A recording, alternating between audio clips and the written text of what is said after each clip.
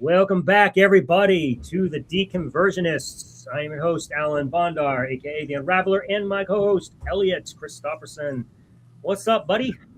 Absolutely nothing, except for this show. Absolutely. How are you doing? I'm good. You know, I'm trying to live my life in a way that it's not my fault. And I don't know why I'm trying to live like that, other than I'm desperately looking for a segue into our topic tonight.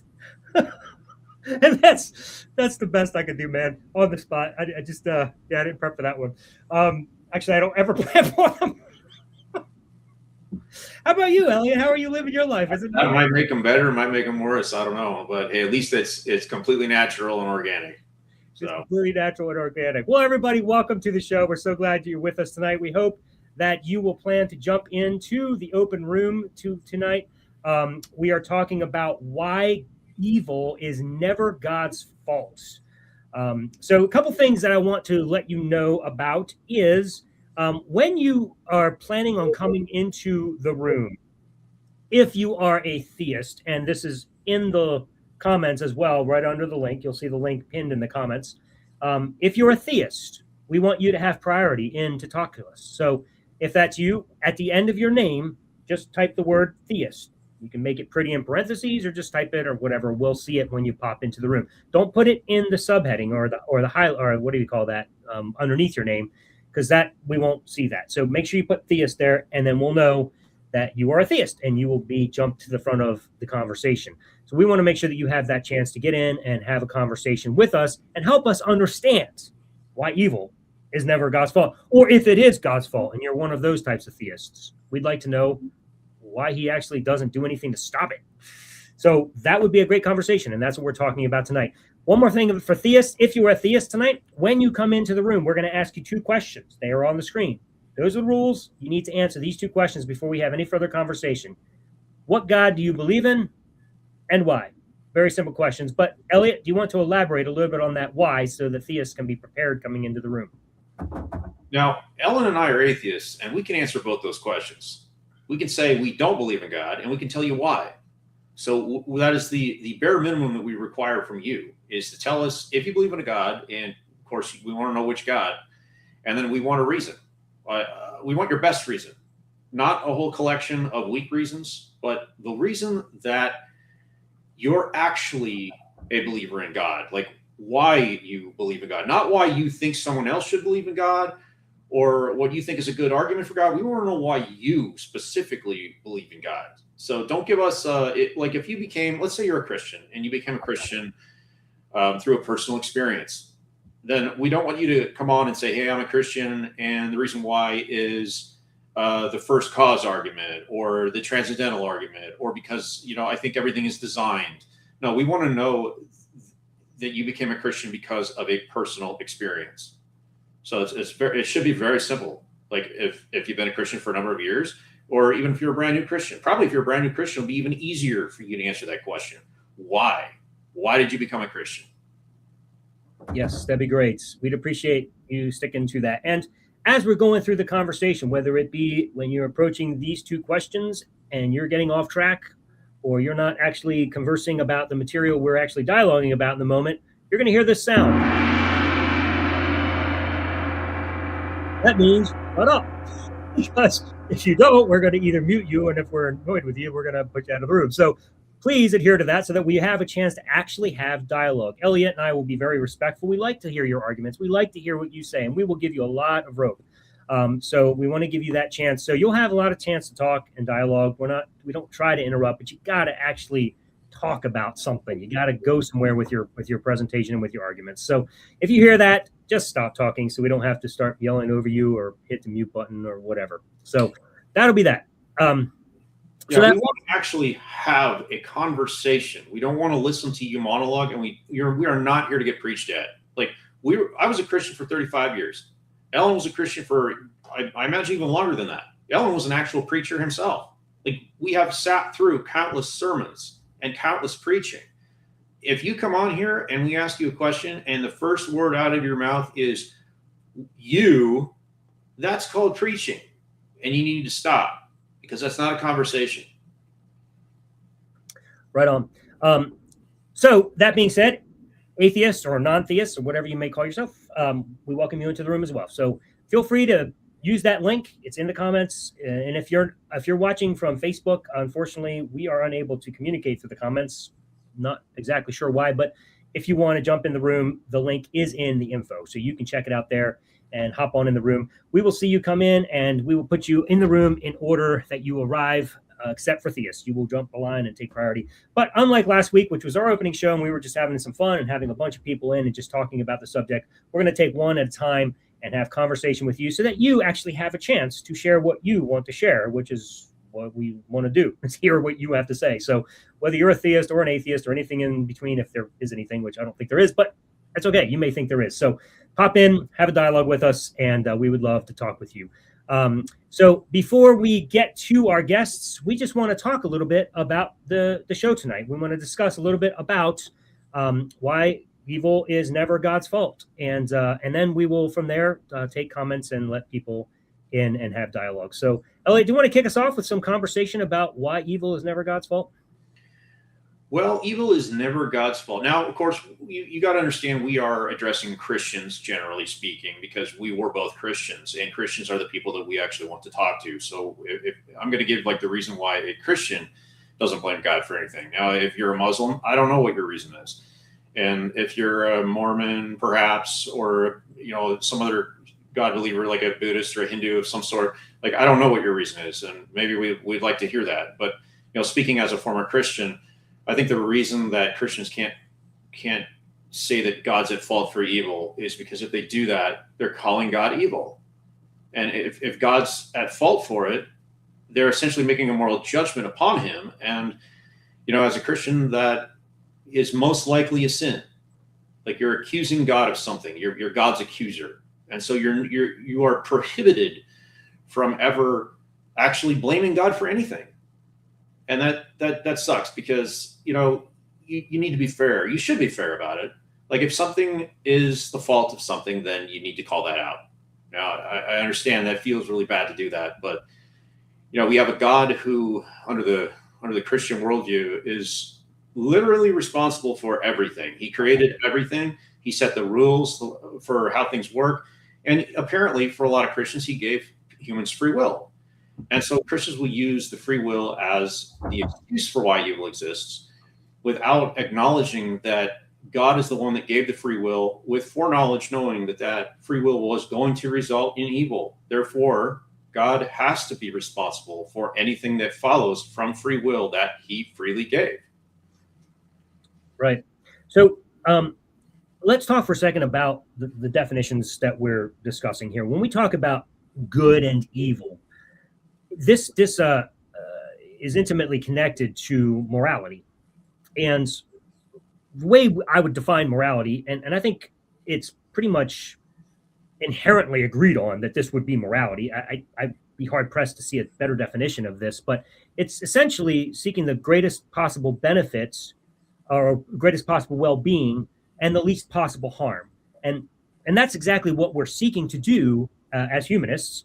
And everybody should be a humanist, whether you're a theist or not. You should also care about humanity. And so we're seeking to do the greatest possible well-being, the least possible harm. And so when we define good and evil, we're actually talking about those two sides of that same coin. Good is providing the greatest possible well-being, and evil are things that bring the greatest harm. And so we want to try to avoid things that bring harm, called evil, and try to produce as much good as we can, which is good, which is well-being. So when you think of it in those terms, evil isn't limited to just human acts. It can be anything that causes harm. But when you're talking about it in a moral way, where it has to do with the value of the value of a person's actions, now you're attaching a morality to you're attaching something to it. And so for me, evil isn't just what a person does, but it becomes immoral when a person does evil. And that's the way that I would bring it to the table and add some depth to it. And so what I see happening in the Bible and even in the world is lots of evil. And the question is, why is God not concerned about the greatest well-being? Why does he, as some even would like to say, he just permits it, or he allows all this harm in this world? And free will doesn't answer the question, because free will may answer the moral part of it or the immoral part of it, but it doesn't solve the problem of why natural disasters and sicknesses and diseases bring so much harm in our world. If you're going to argue from a free will perspective, then all you can say is, well, God permits people to do bad, but that doesn't get God off the hook, because he still permits all of these other horrible things that happen to people. And as you said, Elliot, you can't just back it up to, well, things just happen and God just lets it. The question is, can God stop it? Does he have the power to stop evil, whether it be immoral evil or just evil things that occur, that the harmful acts that occur to people? And the answer has to be yes, unless you have a God that is just not a God. That's I got to shut up, I guess. Is that? I had to try that out at least once. But I do have an answer to your question. It's very, very simple. Yes, we are starting to use that on each other, Elliot. Okay, that'll be the only time I do it. Maybe. Can't. That's too funny. Promise. But anyway, yes. So it doesn't solve the problem for God. He still is in control. Well, I can tell you why. Go for it. You said every person should be a humanist. The problem is that God is not a humanist. Okay, humanism means human-centered. So we want what's best for humans. God is God-centered, and he wants what's best for himself. So that's why a Christian isn't going to call themselves a humanist either, because their worldview is going to be God-centered as well. So God is doing whatever God wants to do, not what humans want to do. That is a great point. And this is why, as a Christian, you always are defending God no matter what. I have asked so many Christians about slavery and, asking, is it moral for people to own people? And typically I'll get the answer of no. Sometimes the Christian knows where I'm going with it, and they'll immediately say, well, yeah, sometimes. And I find that to be horrid. I don't understand why anybody would think it would be okay to own anybody. I don't know anybody that would want to be owned. I don't know anybody that would want to be controlled and dictated how you live. That's just crazy to me. So to argue that it's moral in any way, shape, or form is not really a good thing to say. That's kind of immoral in itself to argue that way. So the question becomes, is it okay ever for people to own slaves? And the answer should be no. So why does God endorse it and command ways in which you can and should own slaves, and how you discipline them and beat them as long as they don't die within 3 days? And the question is, well, God always does the right thing. And so now all of a sudden you find yourself in a moral dilemma, because God always has to be good, but somehow he's not squaring with what you think is good. And so you're not allowed to question God's morality as a Christian, which goes to show you're not really being a moral agent, are you? You're just being obedient. That's not morality. Well, God's okay with slavery because we're all God's slaves. And if you as a human are supposed to be godly, godlike, then you should own slaves too. Right. Yep, as you should. That would be the outworking of this God. But he does for eternity. In fact, Jesus comes and we see in the New Testament, rather than condemning slavery, we see quite the opposite. Jesus actually says you're being freed from sin to become slaves of righteousness. You're still a slave. I don't care if it's good slavery. You're still a slave. There's no such thing as good slavery. And all of the apostles call themselves slaves of Christ. I don't care whether you're going to say, oh, it's a bondservant. Look, these are the terms used in the Bible. You're trying to make justifications for it. But in fact, Jesus calls you slaves for eternity. And that is, in fact, the model in the Bible. So, yeah, the question is, why evil is never God's fault? How come he always gets off the hook? How come he can always perform evil acts And you as a human being know it's immoral, and yet you still try to defend God. Elliott, what do you say we take our first guest? Let's do it. I see he's been waiting about 5 minutes. So I know. We left him in the sweat room for a while. I was hoping that he kind of sweated it out. Did we violate our own rule? Did we preach at him without him being able to have a conversation? I don't know, but everybody, welcome to the stage, Samuel Spoonhour. Super excited. Hey guys. Can you hear me all right? Yes, we can. Loud and clear. Okay, awesome. Well, guys, it's great to see you both again. You too, man. How are you both doing? I'm doing well. Good enough to be here. Awesome. Yes, I can tell. Well, I appreciate you asking. I'm doing quite well, actually. I am very tired, though. So if I say something way out there, then that's possibly why. So I probably need a nap, but that's... Then we've got you right where we want you. Yeah, I thought you were going to say that. But even though we don't know the answer, we know the answers to these questions, well, at least the first one. I don't know that our audience does. So if you could answer those, that'd be great. Those two, what God do you believe in and why? You want me to answer those? Yes. Oh, okay. You are a theist, right? Yes, I do consider myself a theist and a Protestant, Reformed, Evangelical Christian. I love telling people that, but basically gets the idea across. And so I hold to what you would consider the Judeo-Christian worldview, and that ultimately there is one God, three persons, unique in such, and ultimately ever always loving, always good, maximally loving, maximally good, maximally righteous, just, and but I will I guess not preface that, but I will I guess just maybe my understanding of evil is that evil is a lack in a good thing, and so because of that, God doesn't actually have any evil in his character, in his nature. He is only good, and so that ultimately is a God that you'd ask. It begs the question, right? Well, where's the evidence for that God? But I think that's one of the things we're here to talk about ultimately. So, but that's the God that I see in the Bible. Okay. Right before we address that, if you don't mind for the audience, because that is our two rules for a guest coming on. Even though we've talked before, could you give us why you're a Christian? Like, preferably like why you became a Christian, not why someone else should be one. Yeah, that's there's certainly a lot to it, but I would say probably two big things. I saw Christianity kind of early in my life. I saw it very real in people around me, and people who said that they were, but you could tell they genuinely were not. But people who said that they were and genuinely were. So I saw this contrast, and so it got me curious enough to really seek to understand. And so I'm a Christian mostly because of the evidence that I've seen in archaeology, in biology, in physics, the different levels of physics, astrophysics, quantum physics, cosmology, and then also history.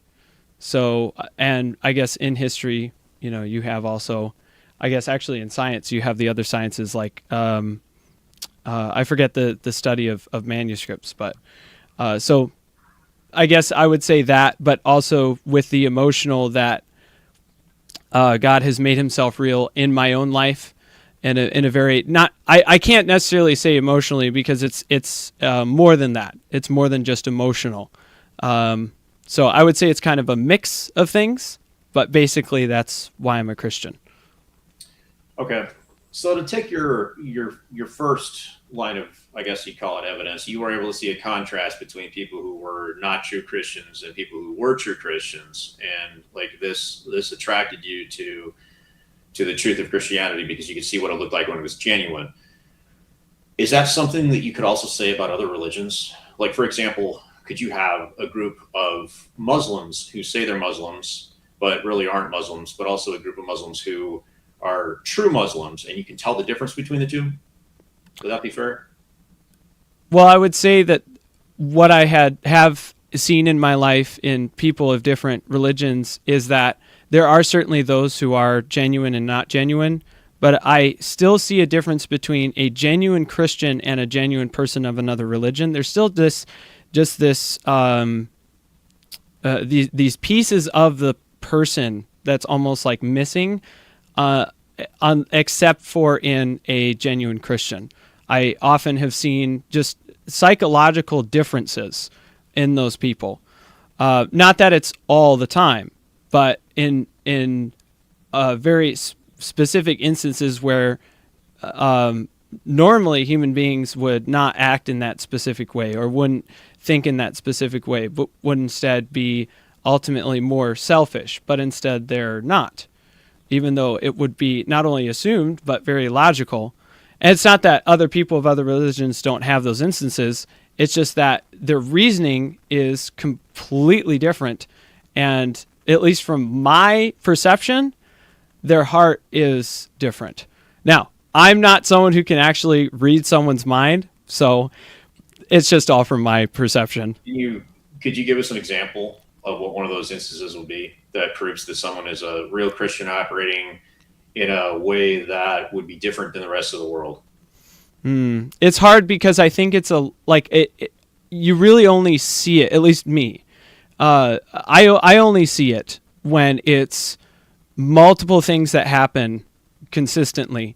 Like, for instance, I have some Christian coworkers that I really respect. This one guy, I believe he's from Nicaragua. He only speaks Spanish, pretty much. But he is one of the nicest people I've ever met. And I've met actually quite a few from Nicaragua. And oftentimes they're actually usually Christian.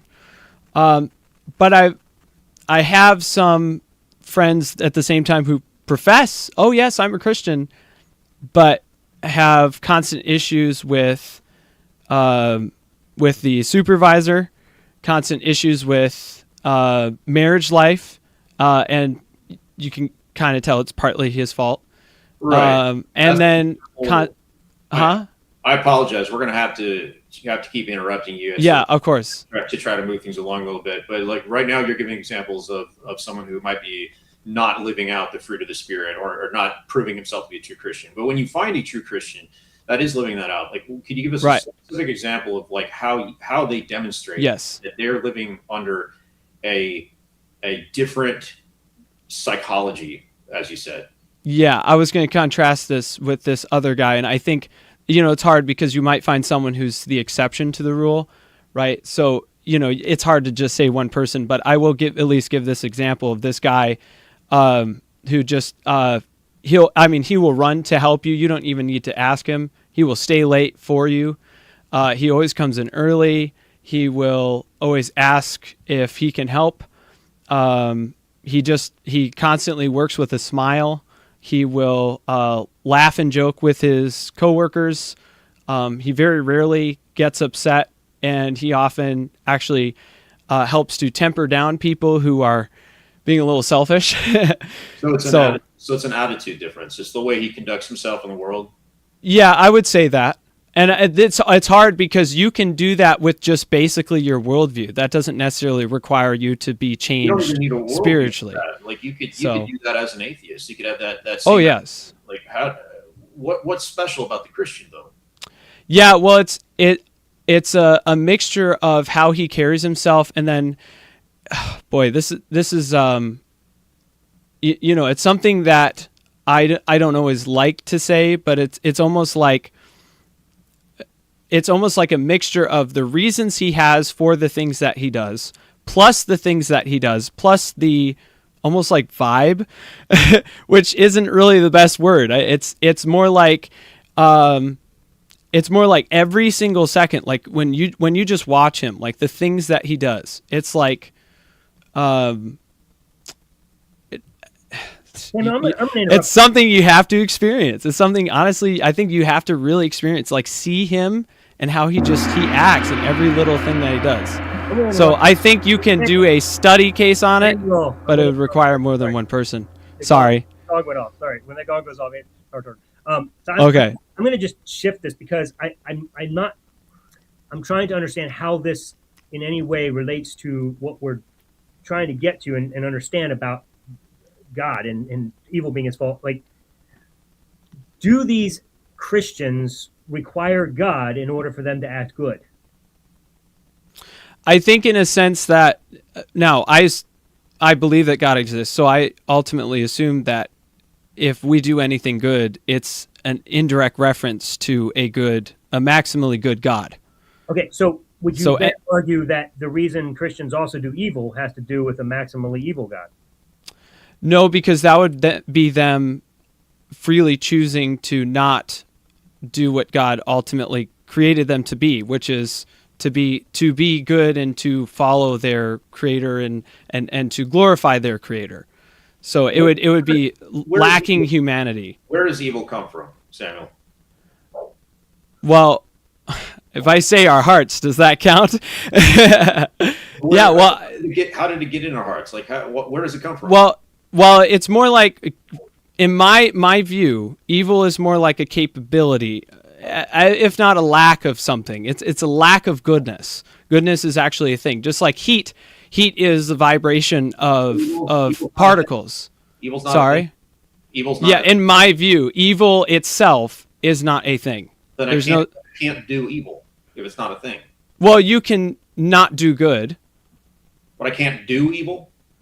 Well, that would just be not doing good. That would be do something that isn't good. Taking an evil action isn't a real thing?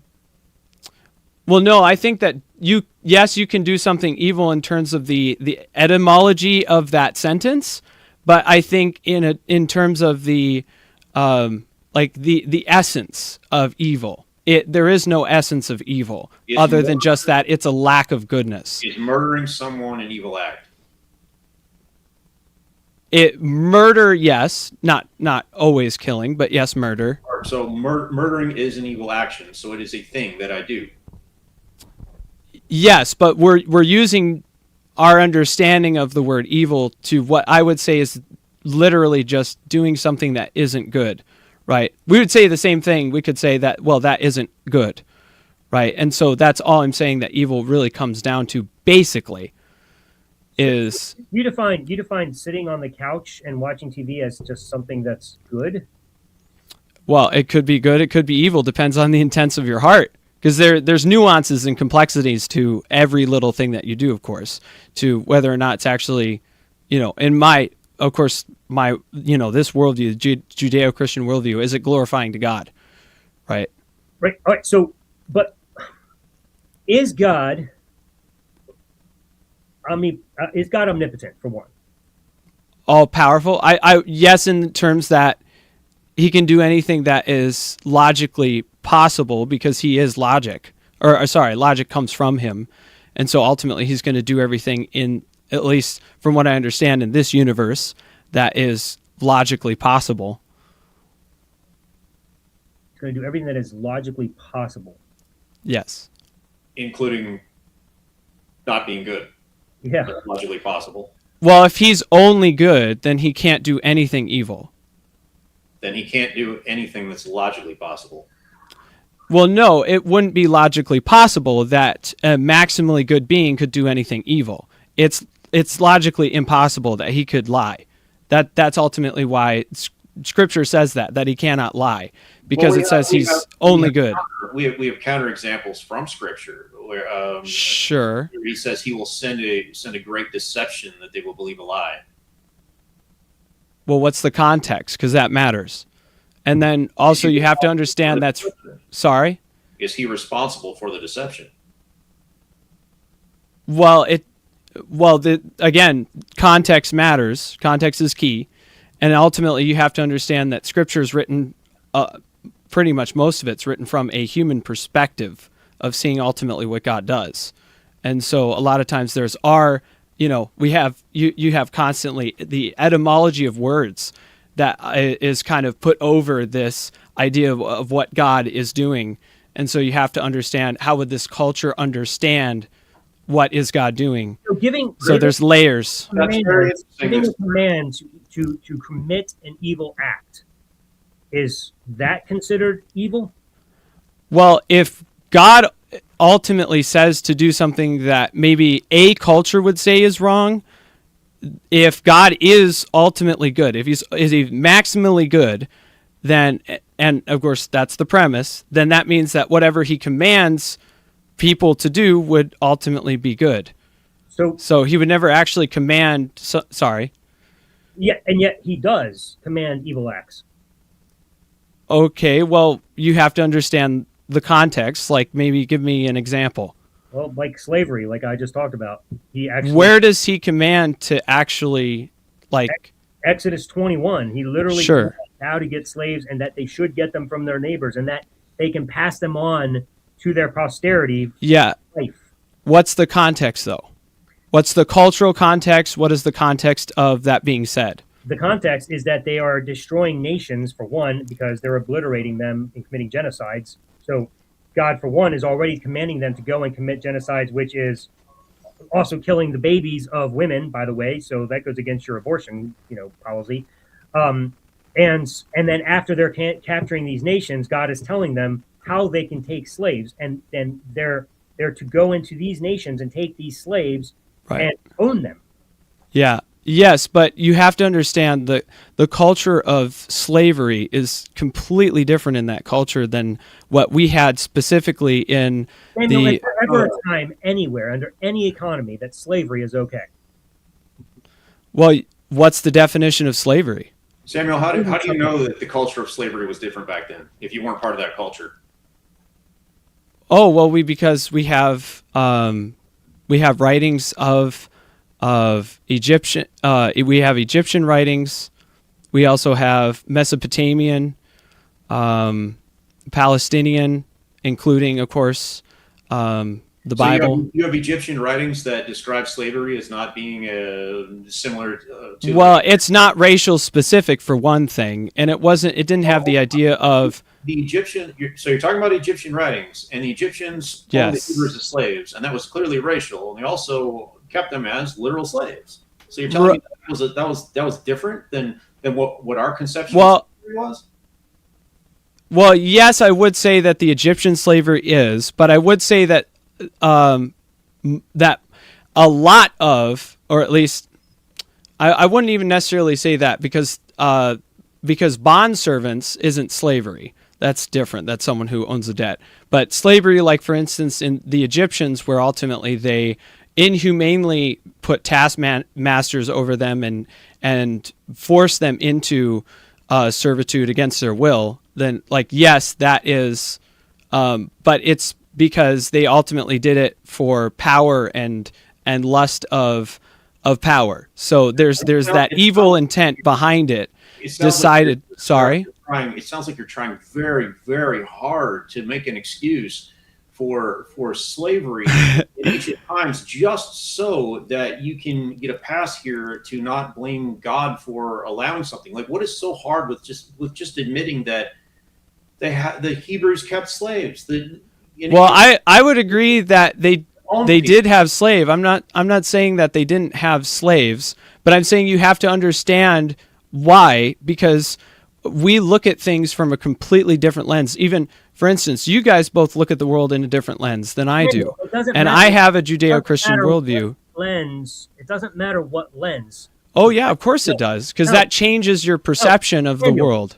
Your perception is not the reality of this. Exactly, yes, which is why we should unravel things, right? We should set all the things on the table and understand it.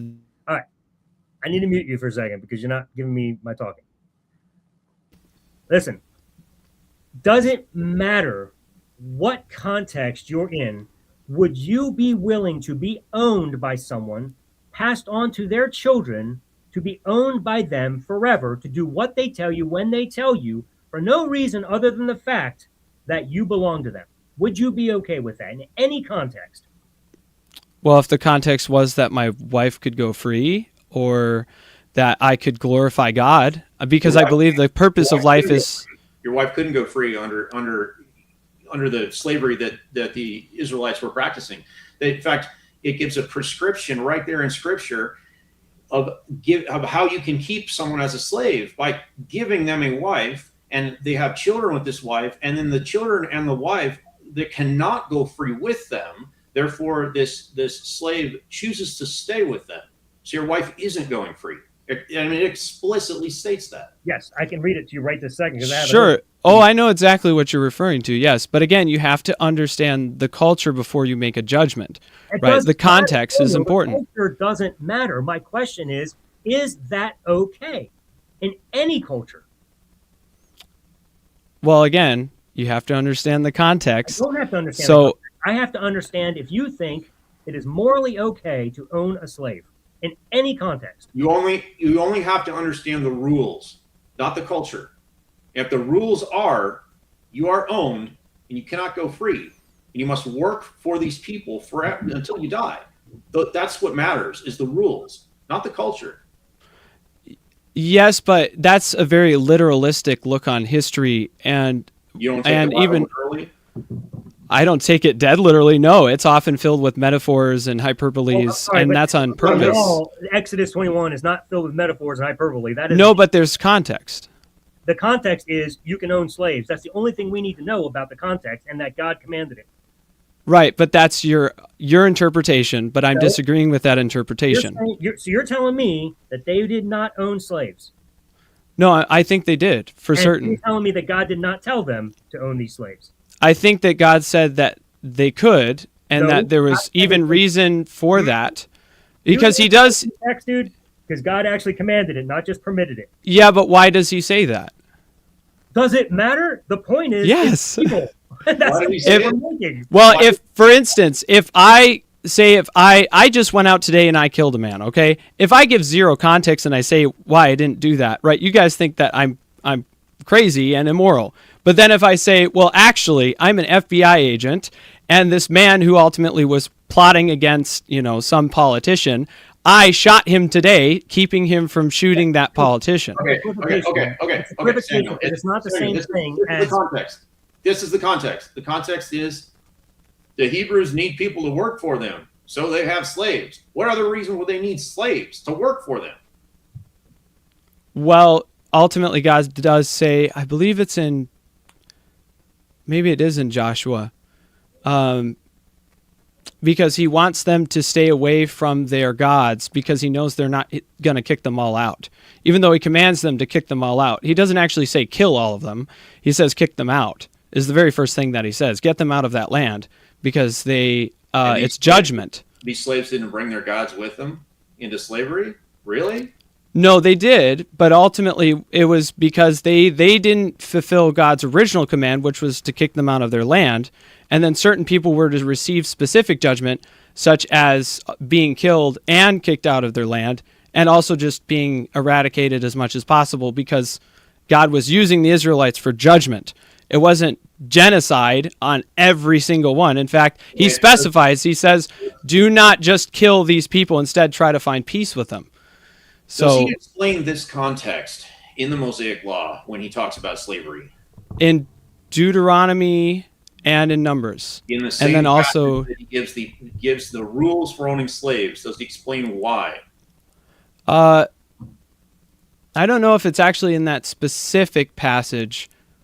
I guess I would have to look it up. Why not just bring these people into Israel and then let them go free?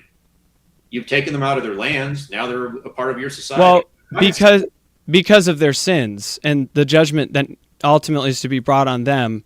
And so God is allowing these things that are unideal ultimately as judgment for these people. I have an analogy for you then. Sure. Perhaps when we went over to Africa and we took slaves and brought them to America, we were taking them out of their cultural context, away from their own false gods, and they were here to live and work in our society for their own betterment. Yeah, I wouldn't say that's right because we aren't God, and so we're not able to make high moral decisions there it like is, that. Right there. If God does it, it must be okay. Well, no, it's all well. Except if God said it, it must be okay. Can I at least clarify? Can I at least clarify that? Because again, my view is that God is maximally good. So anything that God does ultimately is good. Now, Right. again, No matter what, God's good. right, but I think this, yeah, and so I think it Even if it fits. goes against your own moral conscience. Well, if it goes against my conscience, then maybe I'm misunderstanding. Of course. Maybe I'm misinterpreting. So it's good to be skeptical. Wrong. I must be wrong because God's always good. Well, Even well, though you wouldn't it's do the wrong. same. You wouldn't do the same thing the Israelites did. You would never do that. You would never go down to Mexico and like enslave a bunch of Mexicans and to get them away from their false gods and bring them to work in our society and then not let them go. Well, if God says specifically to, like, say, a group of Christians, for instance, and he says that these people in, for instance, Mexico have been sacrificing their children to the god Molech, and I'm going to bring judgment on them, and so you are to eradicate them and kick them out of their land and also take the rest as slaves. Then ultimately, it would be, from my culture, it would be difficult. From their culture, it's not difficult at all. They completely understood exactly what God was saying. Well, the ancestors of the Mexicans were the Aztecs, a lot of them, and they did Right. sacrifice their children to these gods. Right, yes. I don't But see now why they don't do that. enslave them. Well, actually, I think that when Spain came in, that was possibly God's judgment. We don't have special scripture to say that that's actually what God ultimately wanted. Genocide It's is just an not assumption. in the world. Wow. Let me transition for just a second because, in my opinion, I think this slavery thing, I don't understand how you can defend it, honestly, no matter what. But let me ask you a different question. Let me take it a different route. Do you know what stoning is? Absolutely, yeah. Can you describe it for us? Well, it'd ultimately be, I mean, it usually was a public judgment on a person. Is you bring them out in front of pretty much your entire village to show as almost to like bring like fear on the people around. Like what this person did is evil, and so they would all take up stones and they would throw them until this person died. It was a very terrible way to die. Can you describe a little bit more detail how that takes place? What does it look like and feel like for the person being stoned? Oh, it's probably horrific. Not as horrific as crucifixion, I will be honest. There are worse ways to die than stoning. I don't know. Because you're being beaten and beaten and beaten and beaten and begging for that stone to hit you in the head so it'll finally kill you because you're so beaten. Your bones are breaking. Right. It is probably amongst the most vicious ways to kill people. Do you think stoning is a just way to punish someone for anything? I think that, like, for us to do that, you're saying? For us as humans? And don't jump to guy, well, God said it must be good. I'm asking you. No, I'm not saying that personally that it is morally okay to stone somebody for any reason. I mean, yes, just like I would think the electric chair would be okay in some instances, but I mean, a case can be made that the electric chair is quick. It's quick. You're Yes. telling me that you think it's okay to stone someone to death? I think that, in my opinion, ultimately it would have to be more of a decision from God, and let me clarify, is because it would be a higher level of judgment, and ultimately I think that a government could make that, but I would prefer, in my preference, that ultimately God would say that more directly. Do you think the stoning... Hang on, Elliot. Let me take this line of reasoning for just a second. Do you think the stoning should, at least, if you think it's okay to stone someone, it should at least be for something that merits a stoning? Yes, but depends on what you mean by merit. Okay, so do you think a child going back to his mom Alan, I'll read it. Stoning? I'll read it directly. Alan. Go ahead. Deuteronomy 21. If a man have a stubborn and rebellious son, which will not obey the voice of his father or the voice of his mother, and that, when they have chastened him, he will not hearken unto them, then shall his father and his mother lay hold on him, and bring him out unto the elders of his city, and unto the gate of his place. And they shall say unto the elders of his city, This is our stubborn and rebellious son. He will not obey our voice. He is a glutton and a drunkard. And all the men of the city shall stone him with stones, that he die. Yes. Is that just? Let me throw another one in there. A woman that has been shown to have been promiscuous before she got married and had sex. Do you think that merits stoning, bro? Like, that's why I wanted you to picture it and describe it, bro. The kind of impact stones have. You think adultery and child disobedience merits stoning? I mean, I don't see why it would be a okay. Well, I don't see why it would be a problem, especially in their culture. Ultimately, the point is that they're receiving judgment. The culture, bro. Is it okay ever? Look, slavery was bad once. It was always bad. And yet they did it. And now we say, no, it's bad. Why? Because we've evolved, because we know that it's not morally good. Just like stoning. Why in any world would you think by going back in time to that culture, you would suddenly be okay with it? Well, that's different, right? Because in this culture, we have a more Judeo-Christian worldview ingrained in us. So we look at that and say, that's not ideal. This is the Judeo worldview. You say Judeo-Christian? Well, that's not the Judeo-Christian worldview. That's the Jew, like, it's a very let me, you said Judeo-Christian. This is the Judeo part of Judeo-Christian. If you want to change that and say Christian and without the Judeo part? No, the point is the Levitical laws are a little different because they're wrapped in that specific culture from when they just came out of Egypt. Okay. Our culture here in America included keeping slaves. Is that okay for us because of our cultural context? Well, you have to understand why, and you have to understand who was ultimately being enslaved. You have to understand why does it matter? All the nuances. Why it's does part it of our matter? culture. It's not for it. Let me say it like this: it's never okay for a human to say that I can take a slave, or even ultimately say that anything is morally good, because a human cannot decide that. Ultimately, that's something that is ingrained in God's character. Well, you're deciding morality right now using your own brain, because you at some point had to read the Bible and determine yourself that it was a correct moral standard. Well, more like, if it's true, then I would assume that it's moral. You judged it to be true, and you judged it to be moral. Sure. Using your own ability to reason. Yes. You are the ultimate arbiter of what is moral or immoral. Well, no, not what is objectively, but of my own perception, yes. What is object? What do you can't judge it objectively, because you're always judging it here subjectively. You subjectively judged that this was objective. Right, but I can assume what is objective. I can come to a conclusion, right? I can look for evidence and interpret using that. Your subjectivity. Yes, I agree. But I can still find things that are objective in the world. You realize that deferring to God doesn't make it any more objective, right? Because it's then just God's subjective law.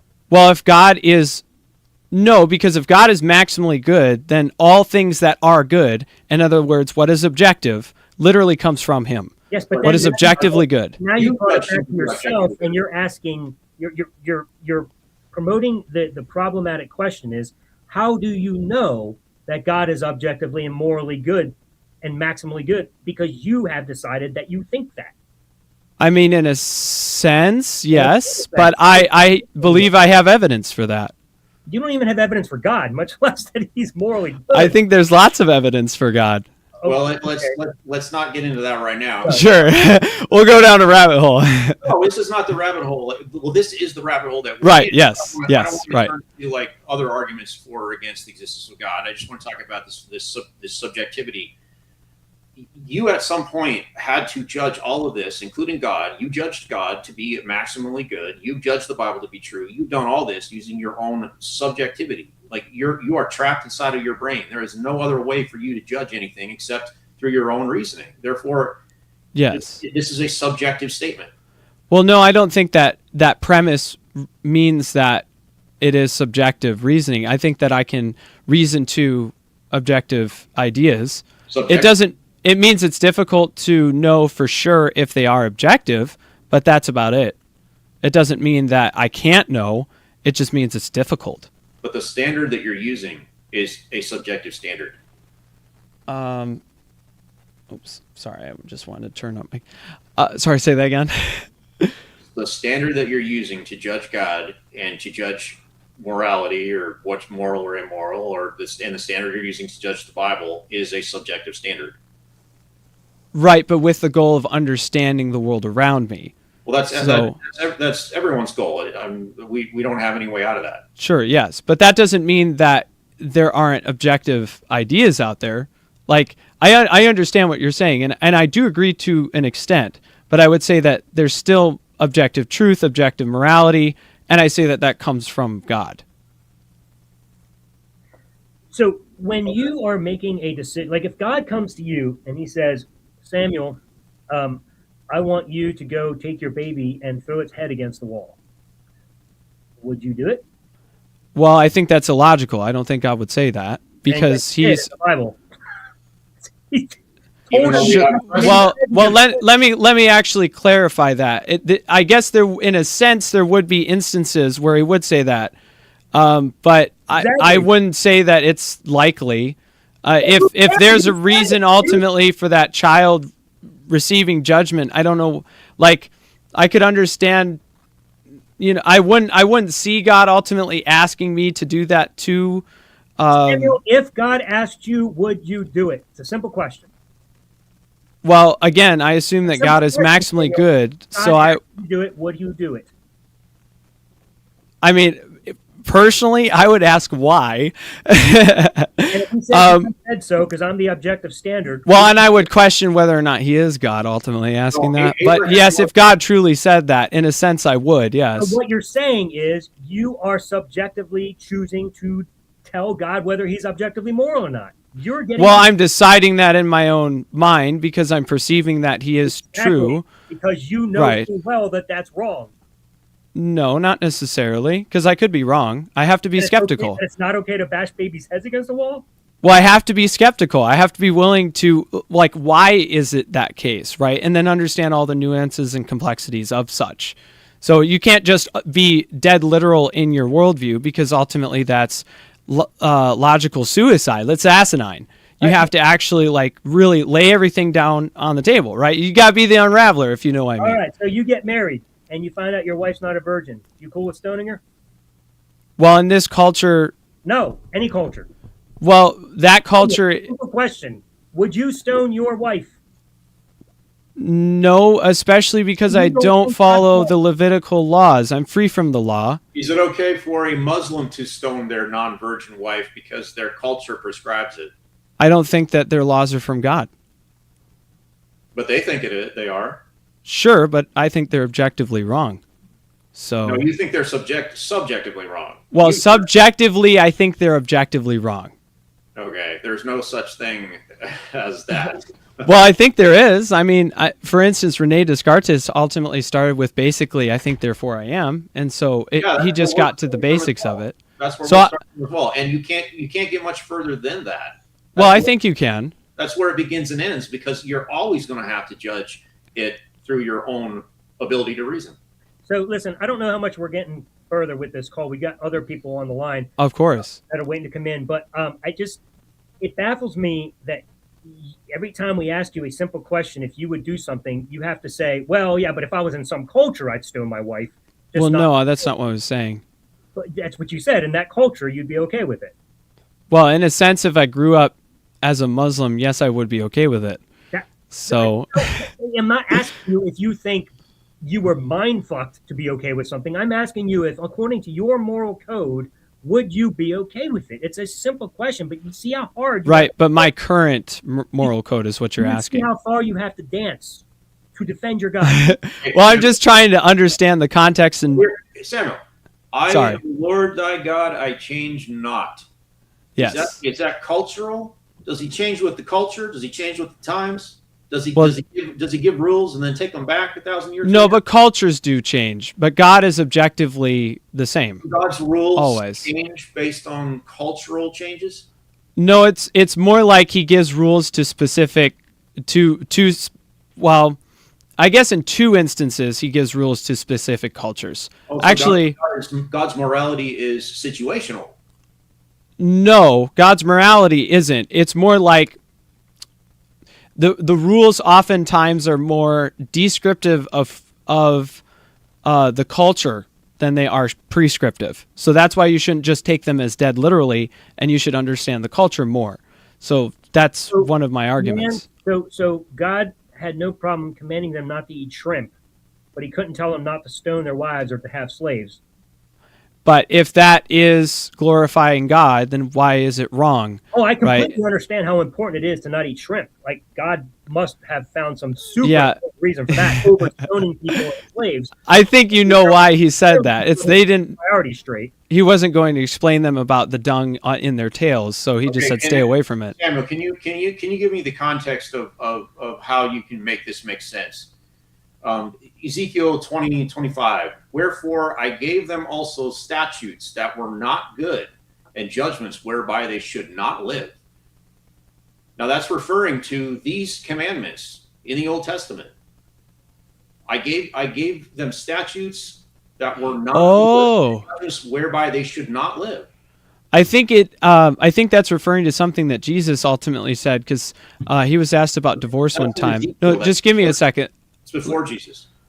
I know, but Jesus, I think Jesus says it a little more clearly, but because Ezekiel's very metaphorical in a lot of cases. But Jesus was asked about divorce, and so he says, well, God gave you those laws because of your hard hearts. God doesn't actually want divorce, right? Oh, and so, but the verse speaks for itself then, and so does Jesus.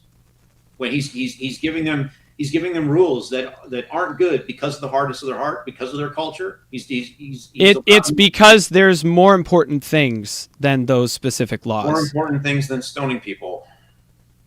Yes, them loving God with all their heart, soul, mind, and strength. And that if they have a desire to get rid of evil, there won't be any stoning. That's why the greatest commandment is to love the Lord your God with all your heart. But until then, until Jesus, he's gonna give them immoral commands. I wouldn't consider them immoral. No, I think it's not good. Statutes that were not good.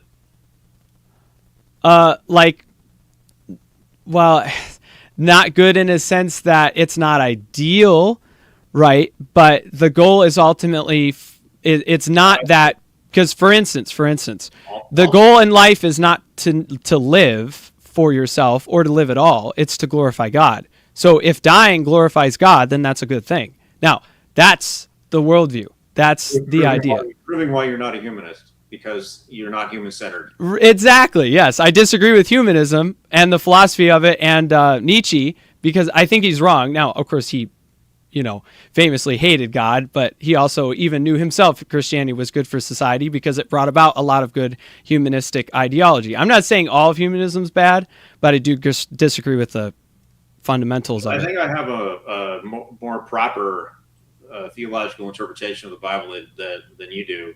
Sure. That's why you guys are atheists. It did not change. It did not change when I became an atheist. This was my interpretation when I was a Christian. Yes. Yeah. But millions of other Christians agree with me. I came from a mainstream Baptist theology. Yes. And I disagree with that. Oftentimes I think it's logical suicide. Yeah, so I think it's wrong. You're making up your own interpretations. Well, of course, in a sense, yes, I am to a degree, but I think it's objectively true. Okay. And there are also millions and millions of people who would agree with me. You are subjectively making up your own interpretations to fit your worldview because you do not like some of these things. I want them to be literal. No, it's more like I truly believe, in my opinion, that I've come to understand Scripture further. I'm glad you called it an opinion. Oh yeah, because it's always my opinion. There you go. We got to move on to the next guest. But it seems like I don't believe that you would stone your wife in any culture. All right, I just don't believe that. I don't think you would think it's okay ever. I think if God came to you and said to stone your wife, I think you would say fuck you. But because that's not the situation you're placed under, it's just a theory. It's an idea in your head only, and so in your mind you can still defend God. But I promise you were placed under that scenario, you'd be the first to become an atheist. But I just can't imagine that you would actually be okay with that, dude. But anyway, sure. I hope you have some food for thought. Go think about these things. Yeah, thank you guys. I appreciate it. I love the challenge. You guys are just so fun to talk to, and it's just great. We appreciate you coming on. You can think up some new stuff for next week and drop by again. Yep. Okay. Yeah, Samuel, you're welcome anytime. You are a great guest and thoroughly enjoyable to talk to. Awesome. And yeah, please keep coming back, and we'll talk to you soon, my friend. Okay. Thank you so much, and I hope to see you soon. Yep. All right. Have a great day. Bye-bye. All right, we got our next guest coming in, but before we do, any closing thoughts on that, Elliott? I think we pretty much covered it. I mean, Right. it's one of those situations where, Samuel speaks for himself. I wouldn't say he exposes himself to the problems, but I mean, anybody watching can judge for themselves. I don't think we have to burn more time beating up on him after. No, Elliott, you're right. And Samuel, again, we appreciate you coming. It was fun to have you. We got two other guests in the room. Josh, we're going to be to you in just a moment. Christian, we're going to pop you in the room.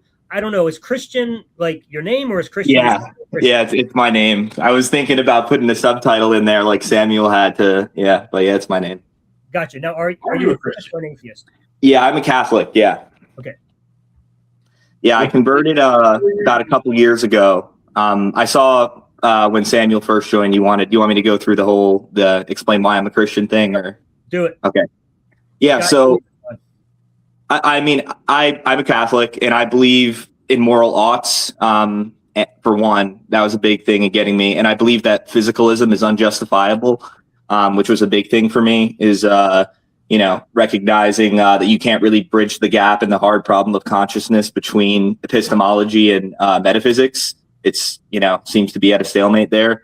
Once we admit that everyone has a faith-based position, I think the actually more rational thing to do is believe that my mind isn't lying to me about, the things that I hold to be morally true, or, true about the world around me, and that my mind is actually a valid tool to discern reality for a reason.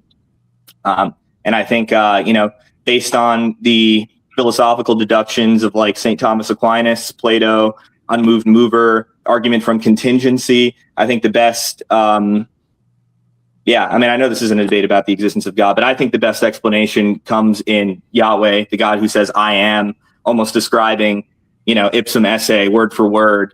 And then from there, it's just a matter of looking at the scriptures historically and saying, okay, I think Christ did actually fulfill the prophecies, and, there I'm a Christian. So. How long have you been a Christian? I was baptized as an infant, but I'd never made any of my sacraments growing up. I went to church every once in a while. I guess I was kind of an agnostic atheist until, I want to say, August 2 years ago. Okay. And what did you exactly encounter that started you down this path? It's kind of hard to explain, but I think I was kind of indoctrinated by the school system, as a lot of people my age were. And I was only exposed to very silly juvenile arguments of who God is. He's an old man in the sky somewhere next to Jupiter that throws lightning bolts at people when he's angry. And, that's not the classical definition of God, believe it or not. Pure being, right? Like pure actuality, the argument from contingency, going back and saying, okay, there has to be something that doesn't have potential energy, right? It's purely actual. And that would traditionally be, what we would call God. And then I think, so.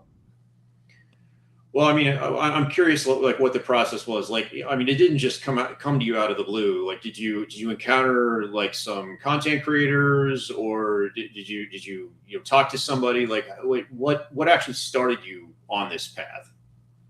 I guess I've never been like apathetic. I've always kind of asked questions. Alex O'Connor, Bishop Robert Barron was big for me. People like Trent Horn.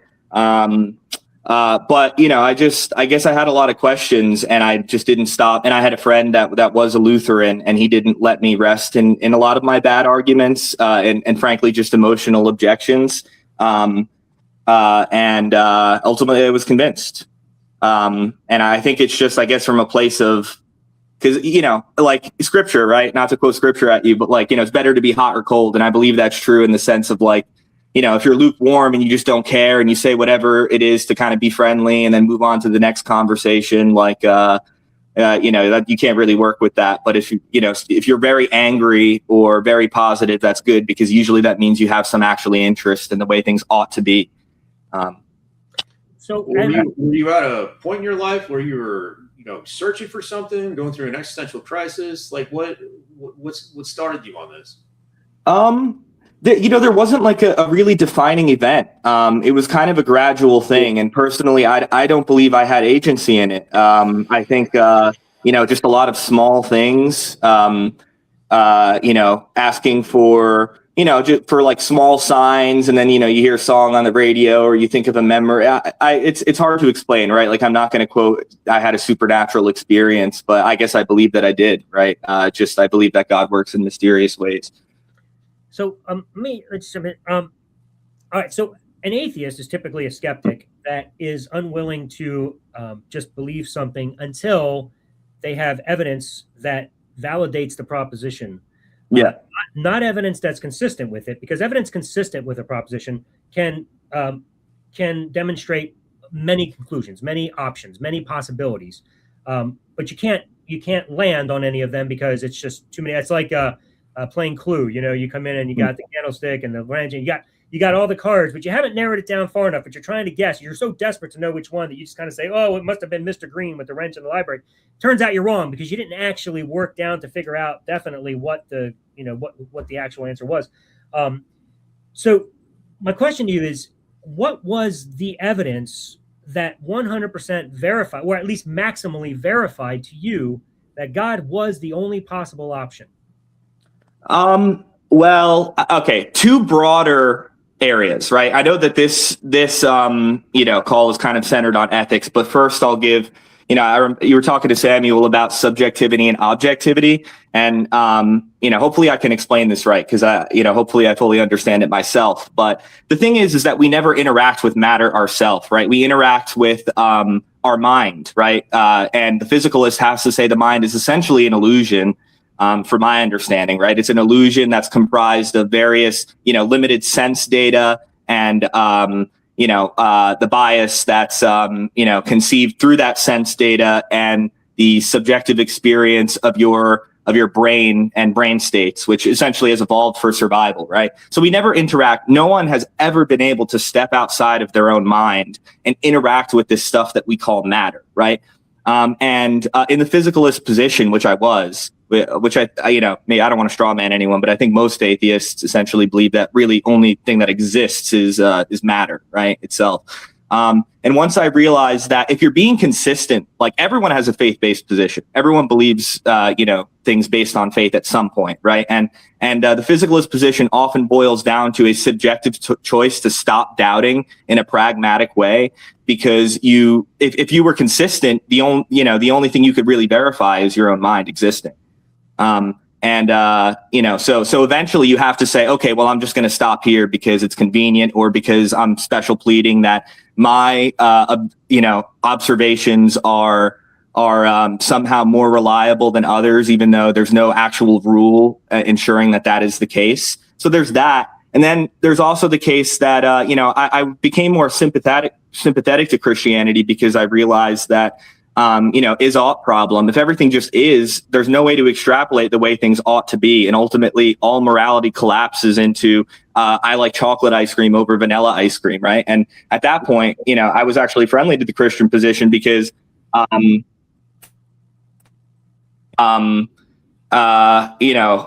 that sidetracked me. I was friendly to the Christian position because if we're going to randomly, arbitrarily choose anything, I think Christianity is actually one of the better ones, one of the better systems. At least it's consistent. And, then I actually started to learn about it, and I was convinced through the arguments from contingency, through historical arguments. Socrates didn't write anything down famously.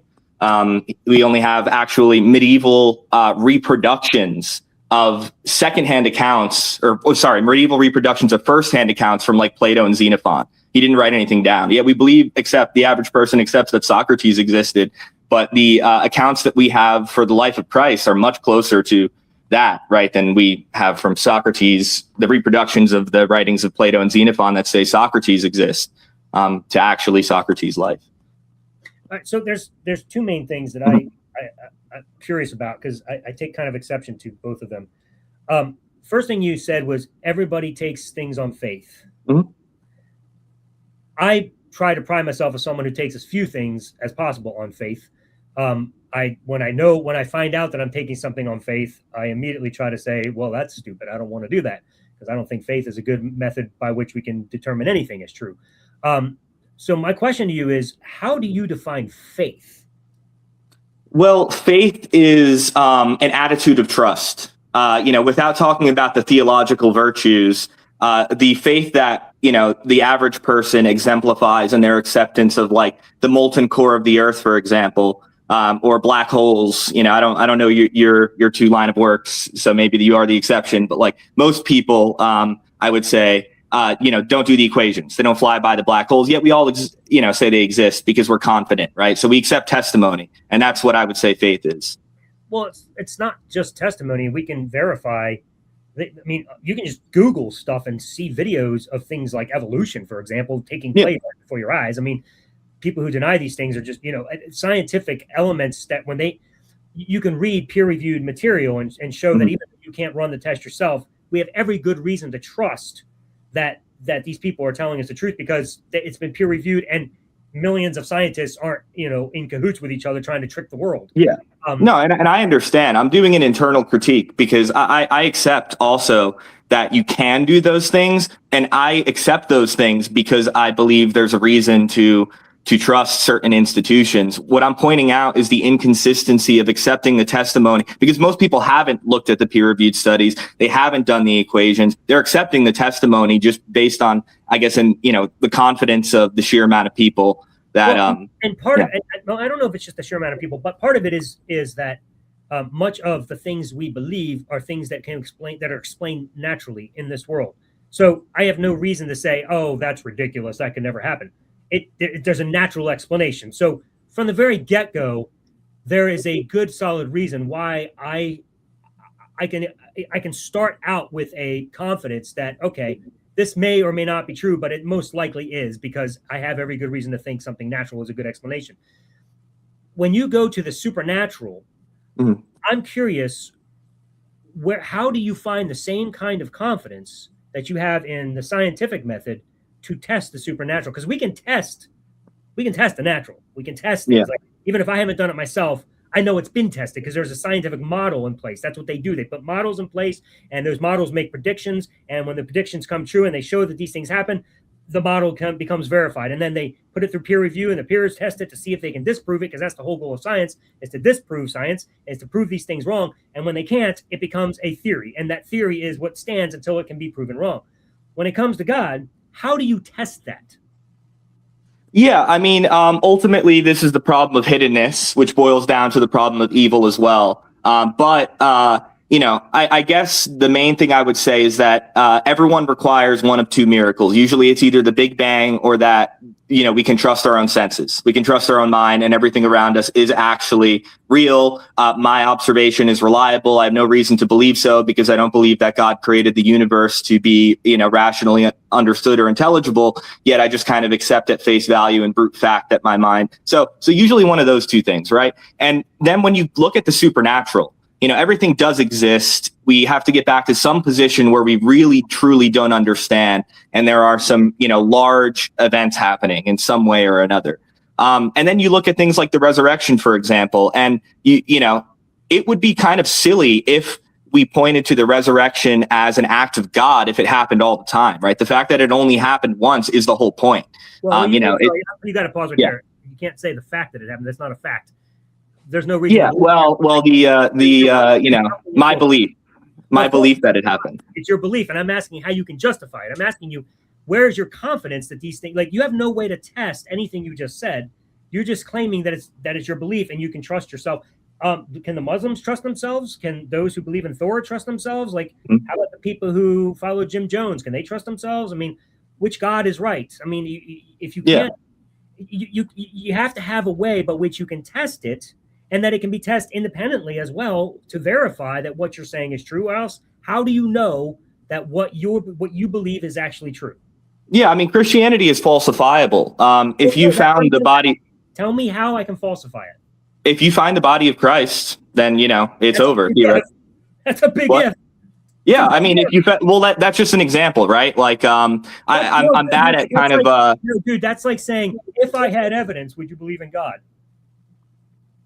Well, I mean, it's a falsifiable belief because it can be like, there are certain things, and I'm struggling to think of other examples, right? But like, for one example, if you found the body of Christ, obviously that proves Christianity wrong.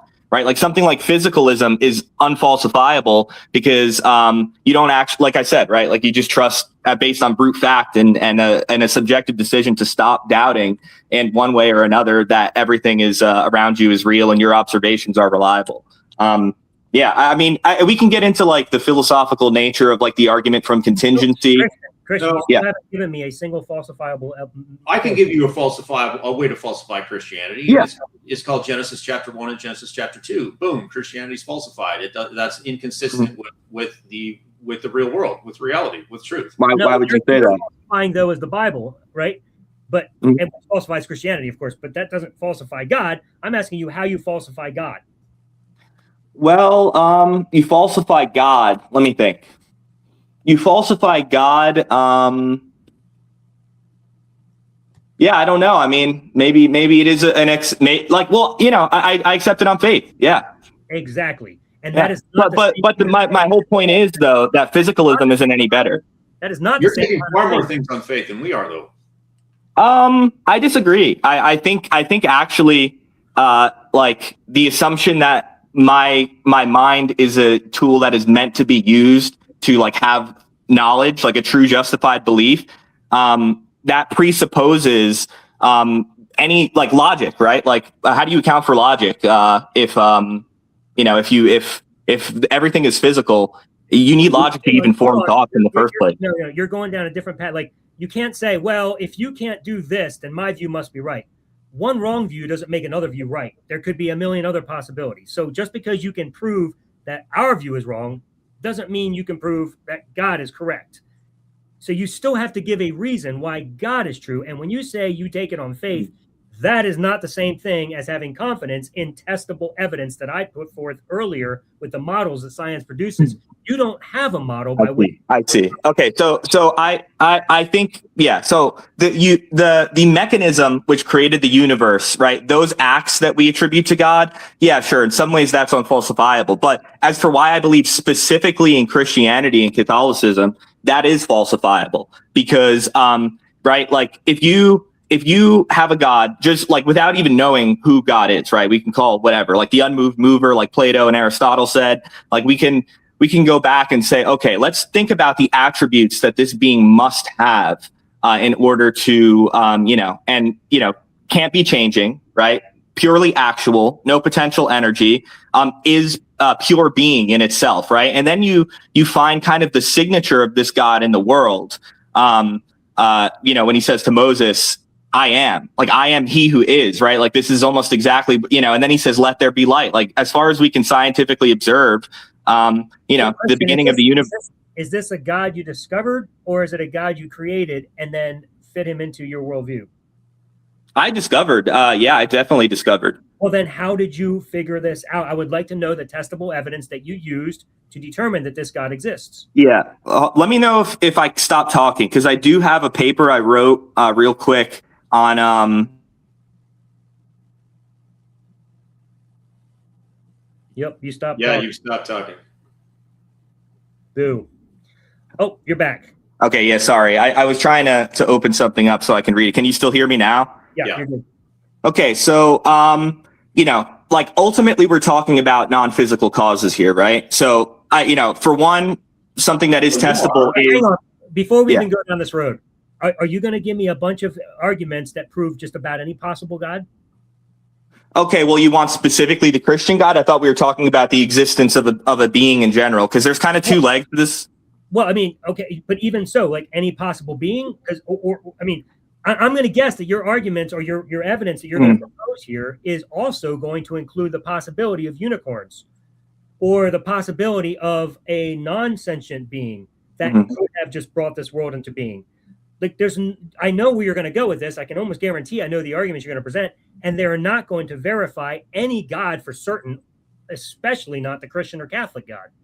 Yeah, I mean, I usually have this conversation in two legs, right? Like one is establishing the existence of God, and then the other is why I believe specifically in Christianity. Of course, You know, like you even go to the Christian God, you need to be able to establish that this God exists, and you have no way to. yeah, so I'm kind of confused because on one hand, it seems like you're asking me to tell you why I believe in God, which is the philosophical arguments that don't apply to specifically the Christian God. And then when I mentioned why I believe in the Christian God, which is built upon the previous knowledge that I do believe a God exists, you're saying, oh, well, that doesn't actually prove that God exists. So it's, for me, right, this is like a two-leg thing. Like, I believe that God exists because of the argument from contingency, which you're right, doesn't exactly point to the Christian God.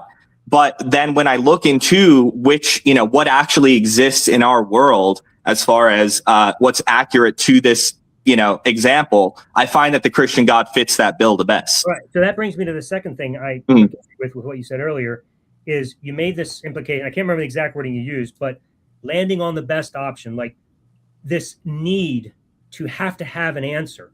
And so you said, I looked around and I couldn't figure out what explained these things. And I had to have some answer. And the best answer I could come up with is the Christian God. And I believe he exists.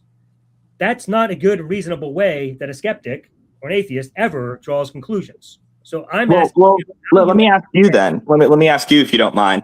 Like, sure. Since the topic of this is supposed to be like evil, right? Like what is your basis for what is good and what is evil in the first place? Well, okay, so my basis for what is good and what is evil is my own subjectivity. If I think something's good, it's good. If I think it's bad, it's bad. But ultimately, it's not that hard to determine it based on the definition of morality. The greatest possible. Well, what's the definition of morality? Bringing the greatest possible well-being and the least possible harm. So it is easy for us to decide what that looks like, because what is well-being? I'm not being snarky. It's going to be subjective no matter what. Our definition of morality is going to be subjective. Our definition of good and evil is going to be subjective. Like, I disagree. I heard you talking to Samuel about this earlier, but my question would be, does it? Hold on. Do you have a way to break out of the subjectivity problem? I do. Yeah. Because ultimately, like, does being a subjective experiencer mean that we can't experience objectivity in general? No, we can. And here's how. You don't know? Okay. So therefore your position is the same as mine. And we're both right. I can give an answer. Yeah, except you've added in this mountain of theology and doctrine that you take on faith.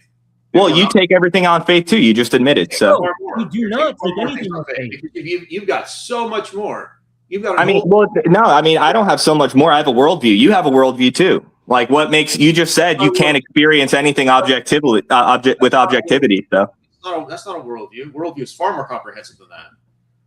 I mean, like, again, we're talking about axioms of how we see existence in general here. If you say that you can't experience it in an objective manner, then it doesn't really matter what I accept and what you accept, because at that point we're both right in your eyes. It doesn't matter.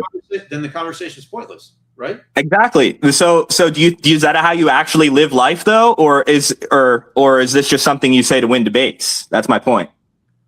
Oh, okay. So that's what we're really doing. Well, no, I mean, I'm not trying to be snarky. It's not a personal attack. It's true, right? It's because I recognize the system that you're using here, and that's why I asked you for how you got into this in the first place.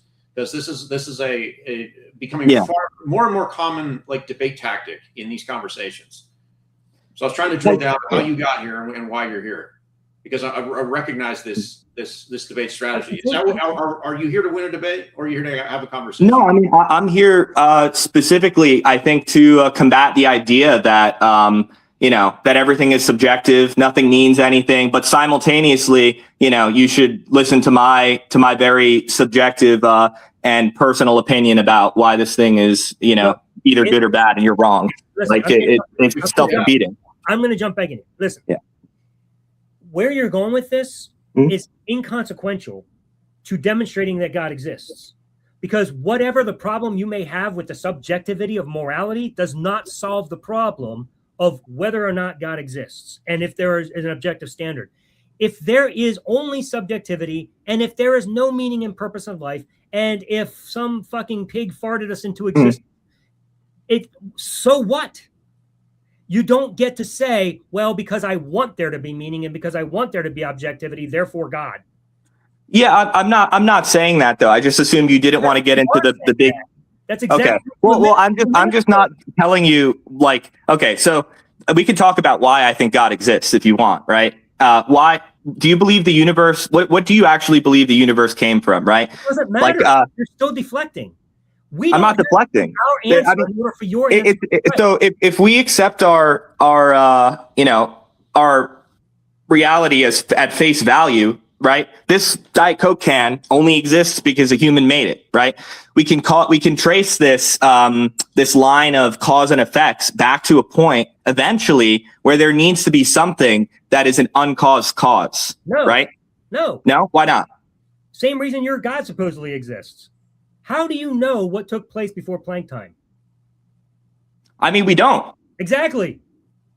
So how can but at least I have an explanation. You just saying, "Oh, I don't care." Like, okay. You don't have an explanation. You made up an explanation. I mean, I can't help you if your answer to that is just like, "Well, I don't care. I want to live life and distract myself until I die." But at the same time, I hope you realize that makes your view like kind of less attractive than mine. First of all, I never said that, and an attractive view has nothing to do with the truth.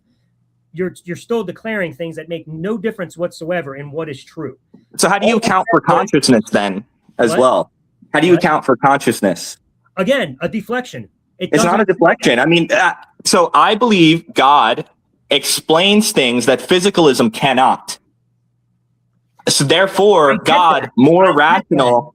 If you want me to provide Cartesian certainty for if that God exists, obviously I can't do that because we can't have Cartesian certainty about anything. What I can get you is into a place where, you feel confident and then you pray about it and maybe you have some, an experience one day. And then after that, it's like, okay, well, actually, I think this is real. And then you have a billion small experiences over the next year. But I can't get you. The place you've gotten is I prefer God to any other possibility.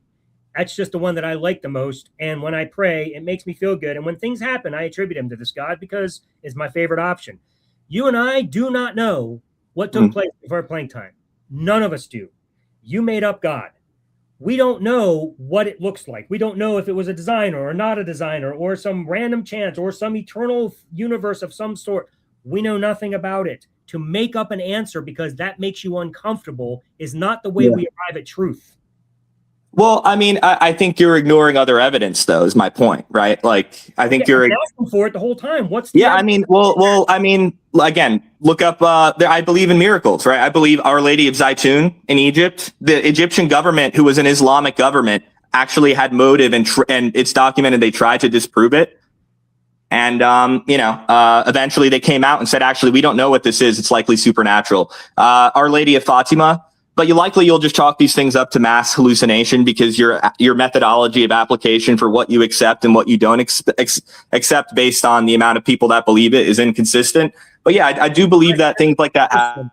Even if I were to grant you that miracles happen, that still does not prove a God exists. It just proves miracles exist.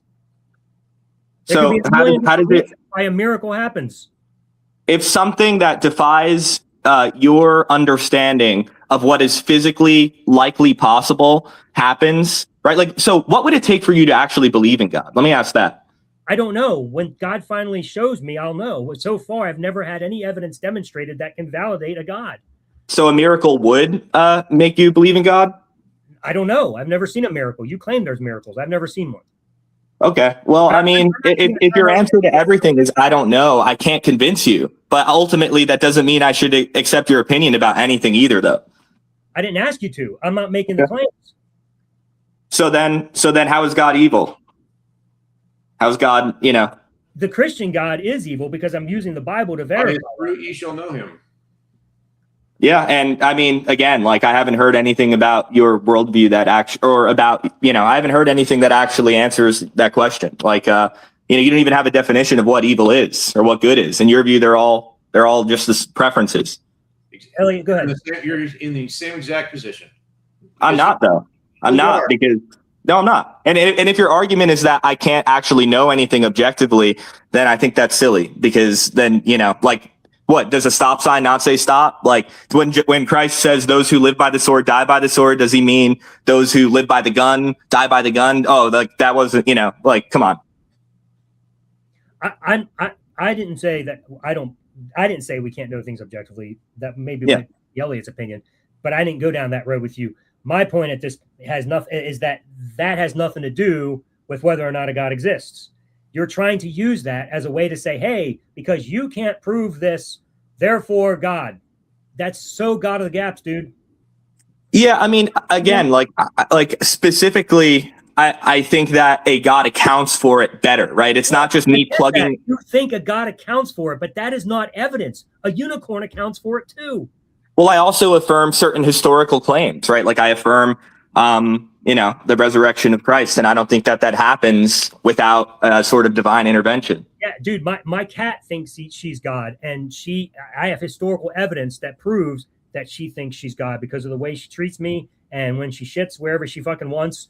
My my cat's God. They're like that, huh? Yeah, no, I mean, I understand that people disagree. I understand that Muslims would refer to the same logic, and I wouldn't discount their belief system purely based on that. And I actually looked into Islam as well. I just think the Quran is full of contradictions. And we would say the same thing about the Bible, but I haven't found a contradiction in the Bible that actually sticks, though, if you review it in a charitable lens. Of course. Elliott, I want to give you the way to finish this out. Whenever you're done, we'll move on. I can see that Josh Patterson's been waiting, and why don't we just bring him on? All right. Welcome, Josh, to the stage. Yeah. Hey, guys, how are you? Good. Wonderful. How are you, sir? Doing good. Josh, I'm going to ask you to do us a favor. I saw you in the back room there for a while, and when Christian was describing God, I saw you nodding your head no. Because I know you have a different view than Christian does of the Christian God. So why don't you tell us your definition of the Christian God, and then Elliott and I will have fun watching YouTube. Differences of the Christian God. Yeah. Go ahead. Okay, cool. Yeah, well, so I think as you guys already know, I don't think there is such thing as the conception of the Christian God. There are multiple views that people hold. Like the God that John Calvin believes in is very different than the John of, say, John Wesley. So there's difference of opinions. And so coming from a Catholic perspective, the whole unmoved mover thing, I reject all of that because I'm a process thinker. So my conception of the divine falls within, the philosophy of organism from Alfred North Whitehead. And so I wouldn't make the claim that is the Christian God. I would just say that is my understanding. If there is a God, which is as Alan and Elliott know, is a big if for me. If God exists, in my perspective, the God of process thought is the one that makes the most sense. So I'm a process theist on days when I believe in God. Yeah, I'm a little outclassed here. I'm familiar with the basics, but I don't know that concept. Do you mind explaining that to me? Yeah, sure. So Alfred North Whitehead was a math professor, and then he took on a job teaching philosophy at Harvard in his late 60s, a contemporary of Bertrand Russell. They actually wrote some rather large nerdy math stuff together. Yeah.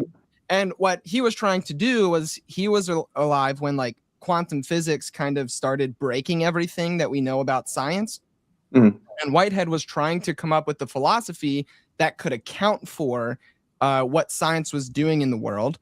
And then ultimately, when he was doing that, he came to believe in a version of God because it's necessary in his system.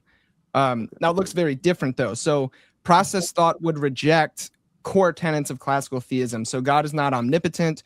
God's omniscience, I would say God is still omniscient, but the future doesn't yet exist. And therefore God does not know it because it doesn't exist to be known. I would reject that God is immutable. I would reject that God is impassible. I would reject that God exists outside of time. I reject supernaturalism. So I'm a religious naturalist. yeah, so it's just it's a very different kind of conception of God, because I found the God of, I used to be an evangelical. I found the God of classical theism incredulous. It didn't work with my worldview, my understanding. That's why I like Alan and Elliott, because we agree on like 90% of things, and then I'm like, yeah, but maybe God, and they're like, stop doing that. Yeah. I feel like that's our relationship summed up in like in a sentence or two. But yeah, that's some of the process conceptions. Yeah, I mean, that's really interesting. You know, I guess at first I just have to obviously say, like, obviously people disagree doesn't prove anything false. So, you know, it's a classic objection to say, oh, well, there's a lack of unity in Christianity. You know, you guys don't even agree. I don't think that actually proves anything false. You know, I think we would all kind of at least, you know, even it might be a sign, but I don't want to put words in your guys' mouth. But anyway, yeah, I'm unfamiliar. But I guess my question would be, like, if you believe that God is not omnipotent, do you believe that he was created? No, I don't. Okay. I would still, yeah. But I would want to say that like God, and if we're going to use theistic language, creation, are co-eternal, that they necessitate one another. So God is the ever creator in my perspective. So, you know, regardless of cosmic epoch, God is creating and always has been, if God exists. Yeah, I mean, I like that would contradict the idea of actus purus, but for me, one of the only reasons why God, you know, makes sense and fits in the spot of, you know, the unmoved mover, the mechanism that creates everything, is from pure actuality. And if God is changeable, obviously that brings up the problem of, you know, change only happens when potential is reduced to actual, or maybe the other way around. This causes pure actuality, so it cannot change. And I'm reading from my notes here, so I apologize. Second, since causal chains cannot be infinite, this means there can't be an infinite. Hey, Elliott, while he's frozen, do you want to, when he comes back, do you want to pick up with Christian and see if you want to take him down any paths that I may not have touched with him? Yeah, I'll think about it. All right. Yeah, you can finish your thought, Christian. Did I cut out? Sorry. Yeah, I mean, I guess I'm just curious about what your view on time is and contingency. Yeah, so I think I reject. I guess it would first be helpful to explain to you why I reject all of those things, because of the problem of evil and and divine hiddenness. Is why I reject classical theism. Mainly, I think it's the strongest argument that an atheist has. I don't think you could say God is all loving and all good, look at the world around us, and then have that make sense. You know, if we come from the perspective that God, like the Calvinistic kind of fully deterministic perspective, then that means God ordained the Holocaust. That is objectively terrible, evil. There's no good reason to call that good. So like Calvin can fuck off, basically, in my perspective. And then within the kind of the other perspective, when, like, I guess the Arminian view, and people would argue that people have free will, they still want to hold to something like the idea that God knows the future fully, that God didn't have to create, that God created out of nothing, which means God is still morally culpable for evil, because God knew the world that he was going to create, knew that he would create a world with the Holocaust happening, chose to do it anyway. We call it free will, but there's no freedom in it. Like, if God knows the future extensively, if God knew that today, instead of grilling pork chops like I'm supposed to be doing right now, I got on the internet to talk to you guys, I couldn't do that. I don't have a choice, because God knew that as a future condition perfectly. So I would flip it on its head, because basically the unmoved mover bit comes from like a very specific understanding of perfection. So I would want to argue God is the most moved mover. That God's perfection is that God can continuously learn, continuously shift, continuously grow. But I would, you know, to kind of maybe hopefully combat some of your fears, because you could, you know, ask like, oh, what does that mean? Maybe tomorrow God's going to be an asshole, where today God is loving. There's an essence experience binate that exists within this conception of the divine, where the nature of who God is doesn't change, but God's experience changes moment to moment as God experiences time in the universe, you know, with everyone else, basically. very real sense, then, Josh. I mean, the God of your definition is pretty much inconsequential because whether he existed or didn't, we would still be doing the same thing. Yeah. That's why we get along and then disagree. Yeah. So in a very real sense, evil is inconsequential to God too, because he doesn't cause it or not cause it. He's just there. Yeah, I mean, I guess, and this is a point that you guys are probably going to be like, what after? But like, I think that God has every right to wipe out humanity today, if he wanted to or not, and it wouldn't be evil. I want to say that, right? Like, there's a distinction between God wiping out the entire human race and humans murdering.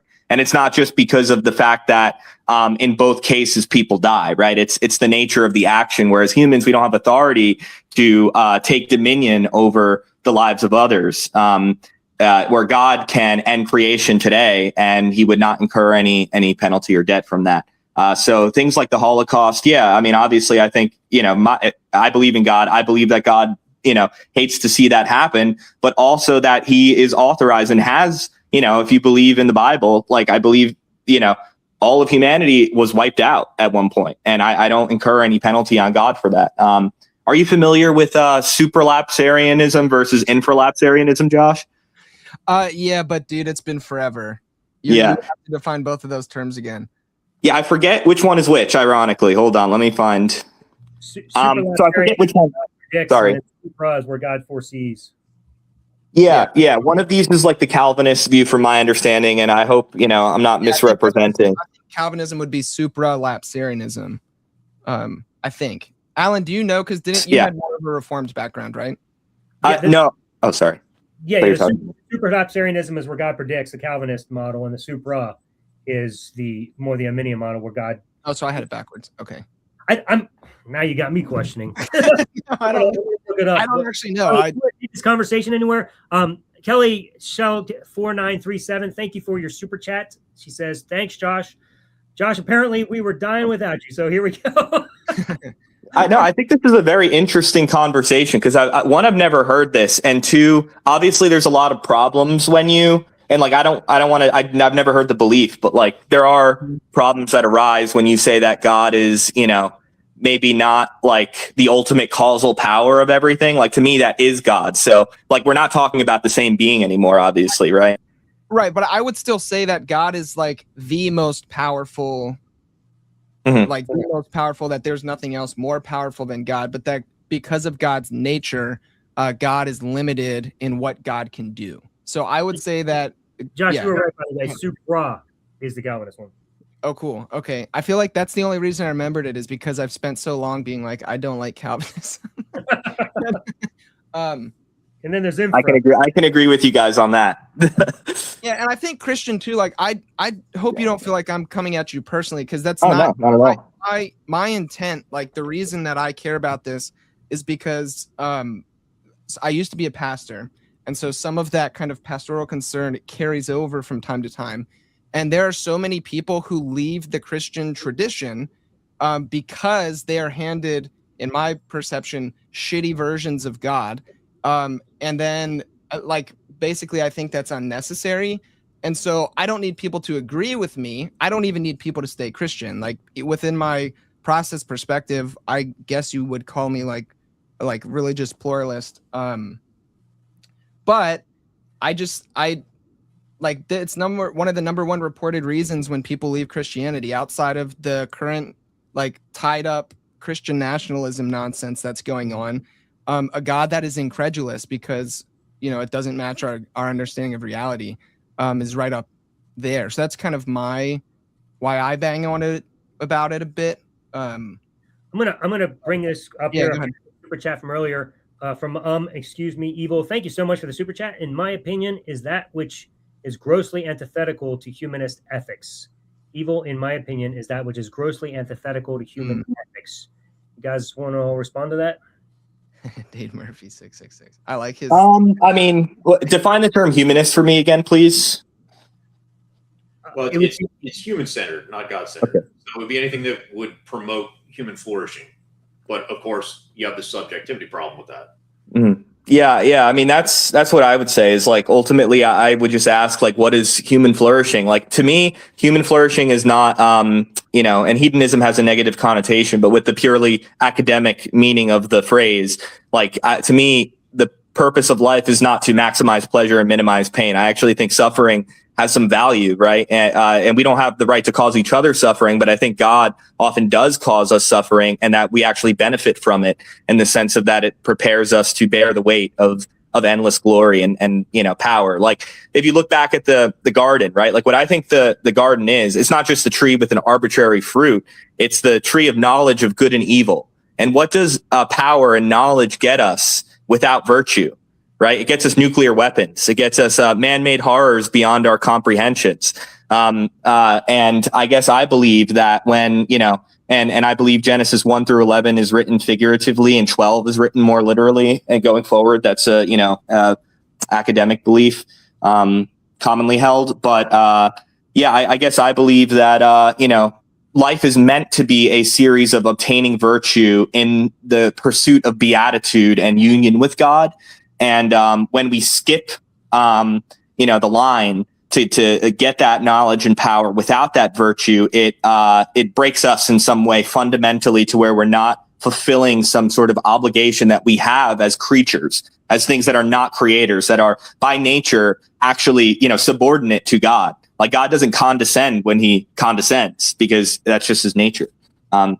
So I guess my question would be what is humanist ethics? If it's just to obtain pleasure, then, obviously there's a lot of the sheriff problem that we can throw into there. Do you define pleasure by the amount of pleasure one person experiences or collective pleasure?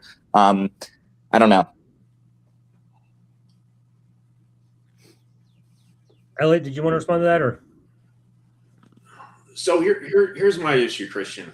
I was never a philosophical Christian. These philosophical arguments for the existence of God, I found them convincing because I was already a believer. So they didn't convince me or not convince me. I was more of my belief was based on a personal experience, obviously, and being raised into a very specific theology. Here's my problem.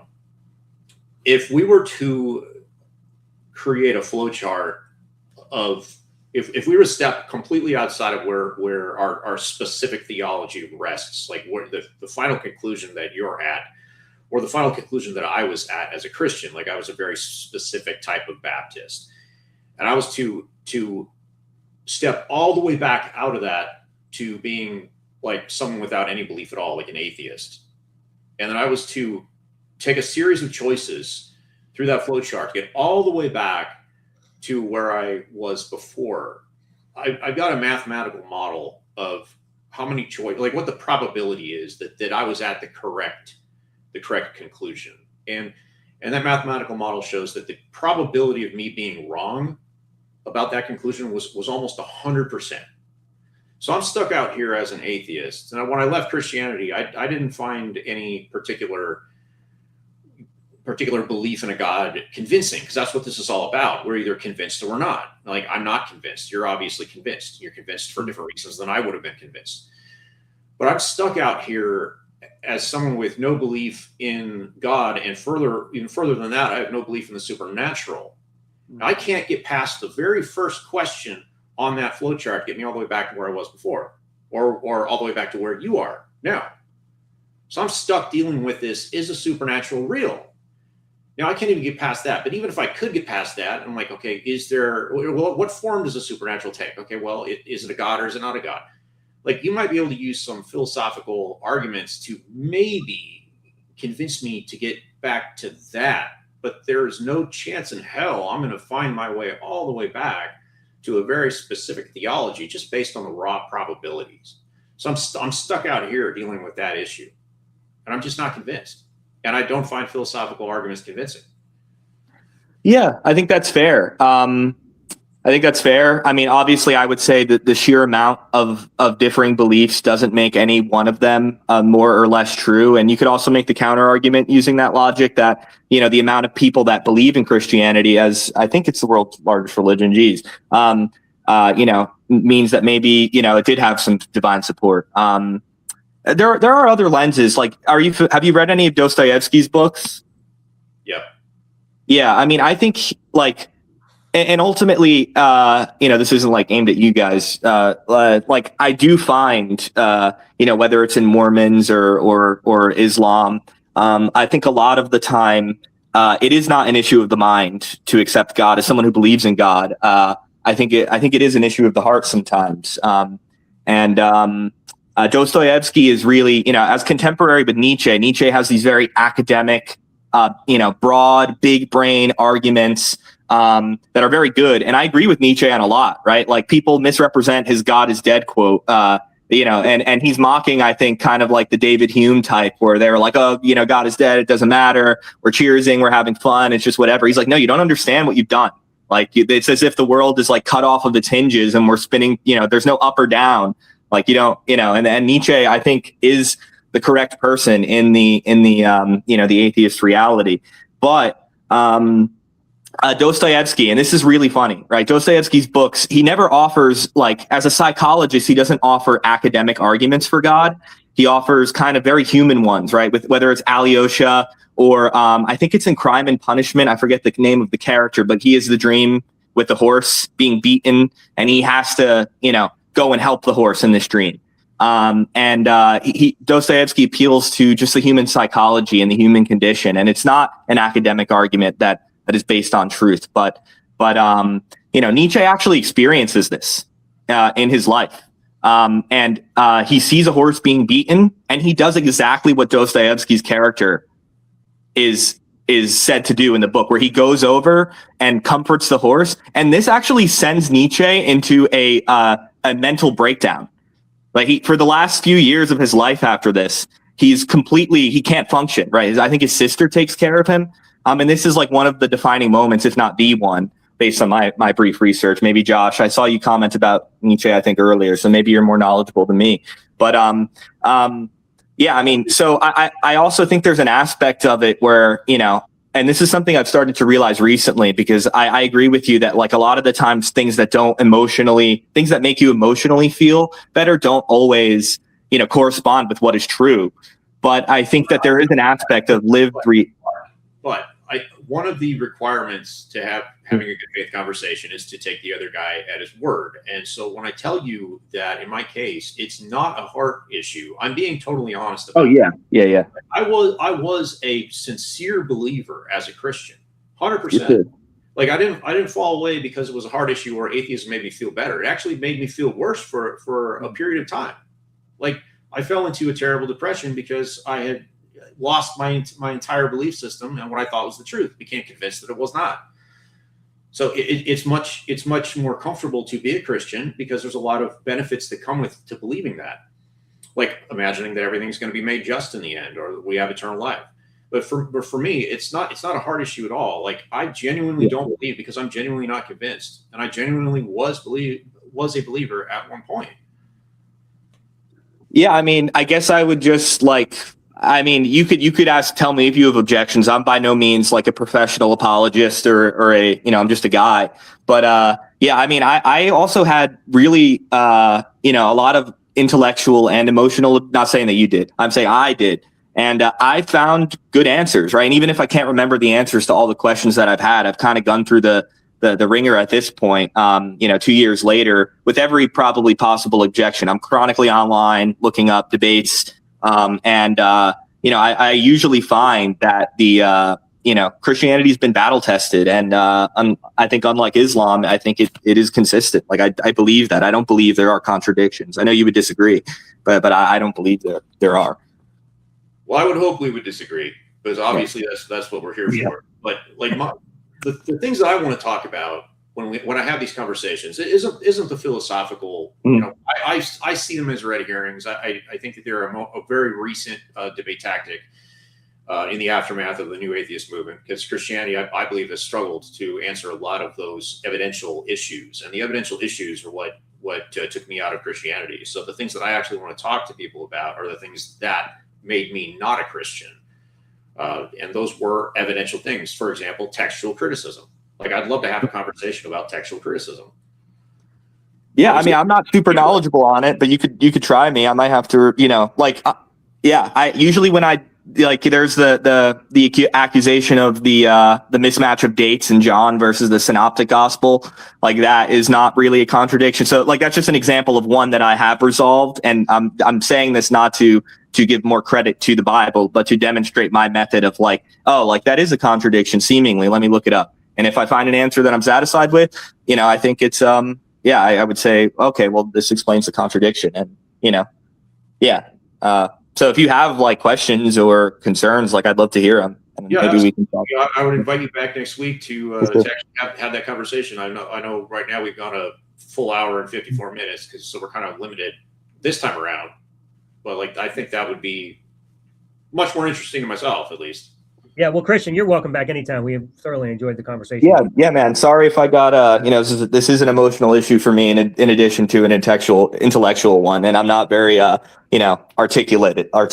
So like, yeah, dude, no. fine. Oh, you're very articulate. Yeah, you are. Thank you. Not only Thank that, you. you were delightful to talk to. You were fine. No, you didn't do it. Yeah, you were great, dude. You're welcome back anytime. All right, thank you, my friend. I don't think emotions are inherently bad either, Christian. I think none of us here would be here if there was it's not some kind of emotional investment. Like I think we can admit that it does impact our lives. Otherwise we wouldn't give a shit. We would just be like, screw it. It doesn't matter. So I don't think we have to write that part off. We can just admit like, oh yeah, this matters to me. I think that's okay to say. Right. Absolutely. Yeah. All right. Well, thank you, gentlemen. I hope you have a wonderful weekend. Dude, absolutely. Thanks for coming on. Thanks for coming out, buddy. Bye-bye. Josh, before we go into anything else with you, again, another super chat we need to deal with. It's the last one. Thank you, E. Murphy, again for another $5. Christians have no foundation upon which to construct a coherent and consistent ethical framework. They're sycophants for their own concept of God. Yeah, I mean, I think like point well taken. I think this is why you see Christianity being weaponized to do tremendous evil and then also to do very good things. So like the most appealing version of Christianity to me would be one that would make some kind of move where it's like, okay, the ultimate revelation of who God is the person of Jesus, a la Hebrews or whatever. If you want to know what God looks like, look to the person of Jesus. Anything that doesn't look like Jesus is a false representation of who God is. And then try to base your ethical position as a Christian in the teachings of Jesus. To me, that's like the best way to do it. But it's still riddled with problems. Like that was one of the things that broke for me, right? Like when I was doing the whole like deconstruction thing, and then I found there was a very specific pastor that I found who was like, very Jesus-centered. He was the head pastor of like one of the largest Anabaptist churches in Canada and the US, multiple sites. His theology wasn't shit. And then like he fell and had like a whole big scandal, ended up going to prison. And that kind of like blew it up for me because it was like, oh, wait a minute. Even this guy that has like the best version of this Christianity still, this happened. So like, I don't know. I think it's fair. It's a fair critique. And I bet you never thought you'd hear that from a Christian. I just try to be honest. Like, well, I'm glad you were here to answer because I'm not sure I have much more to add to that. I don't know. People do dumb stuff. Yeah, I think that they're mostly correct on that because we often hear Christians say that they have this objective morality or they get their odds from the Bible. But if you drill down on that, and unfortunately we don't have Christian still on here to ask him this, but like I want to know how exactly you get those odds from the scripture. The scripture isn't a framework; it's just a list of commands.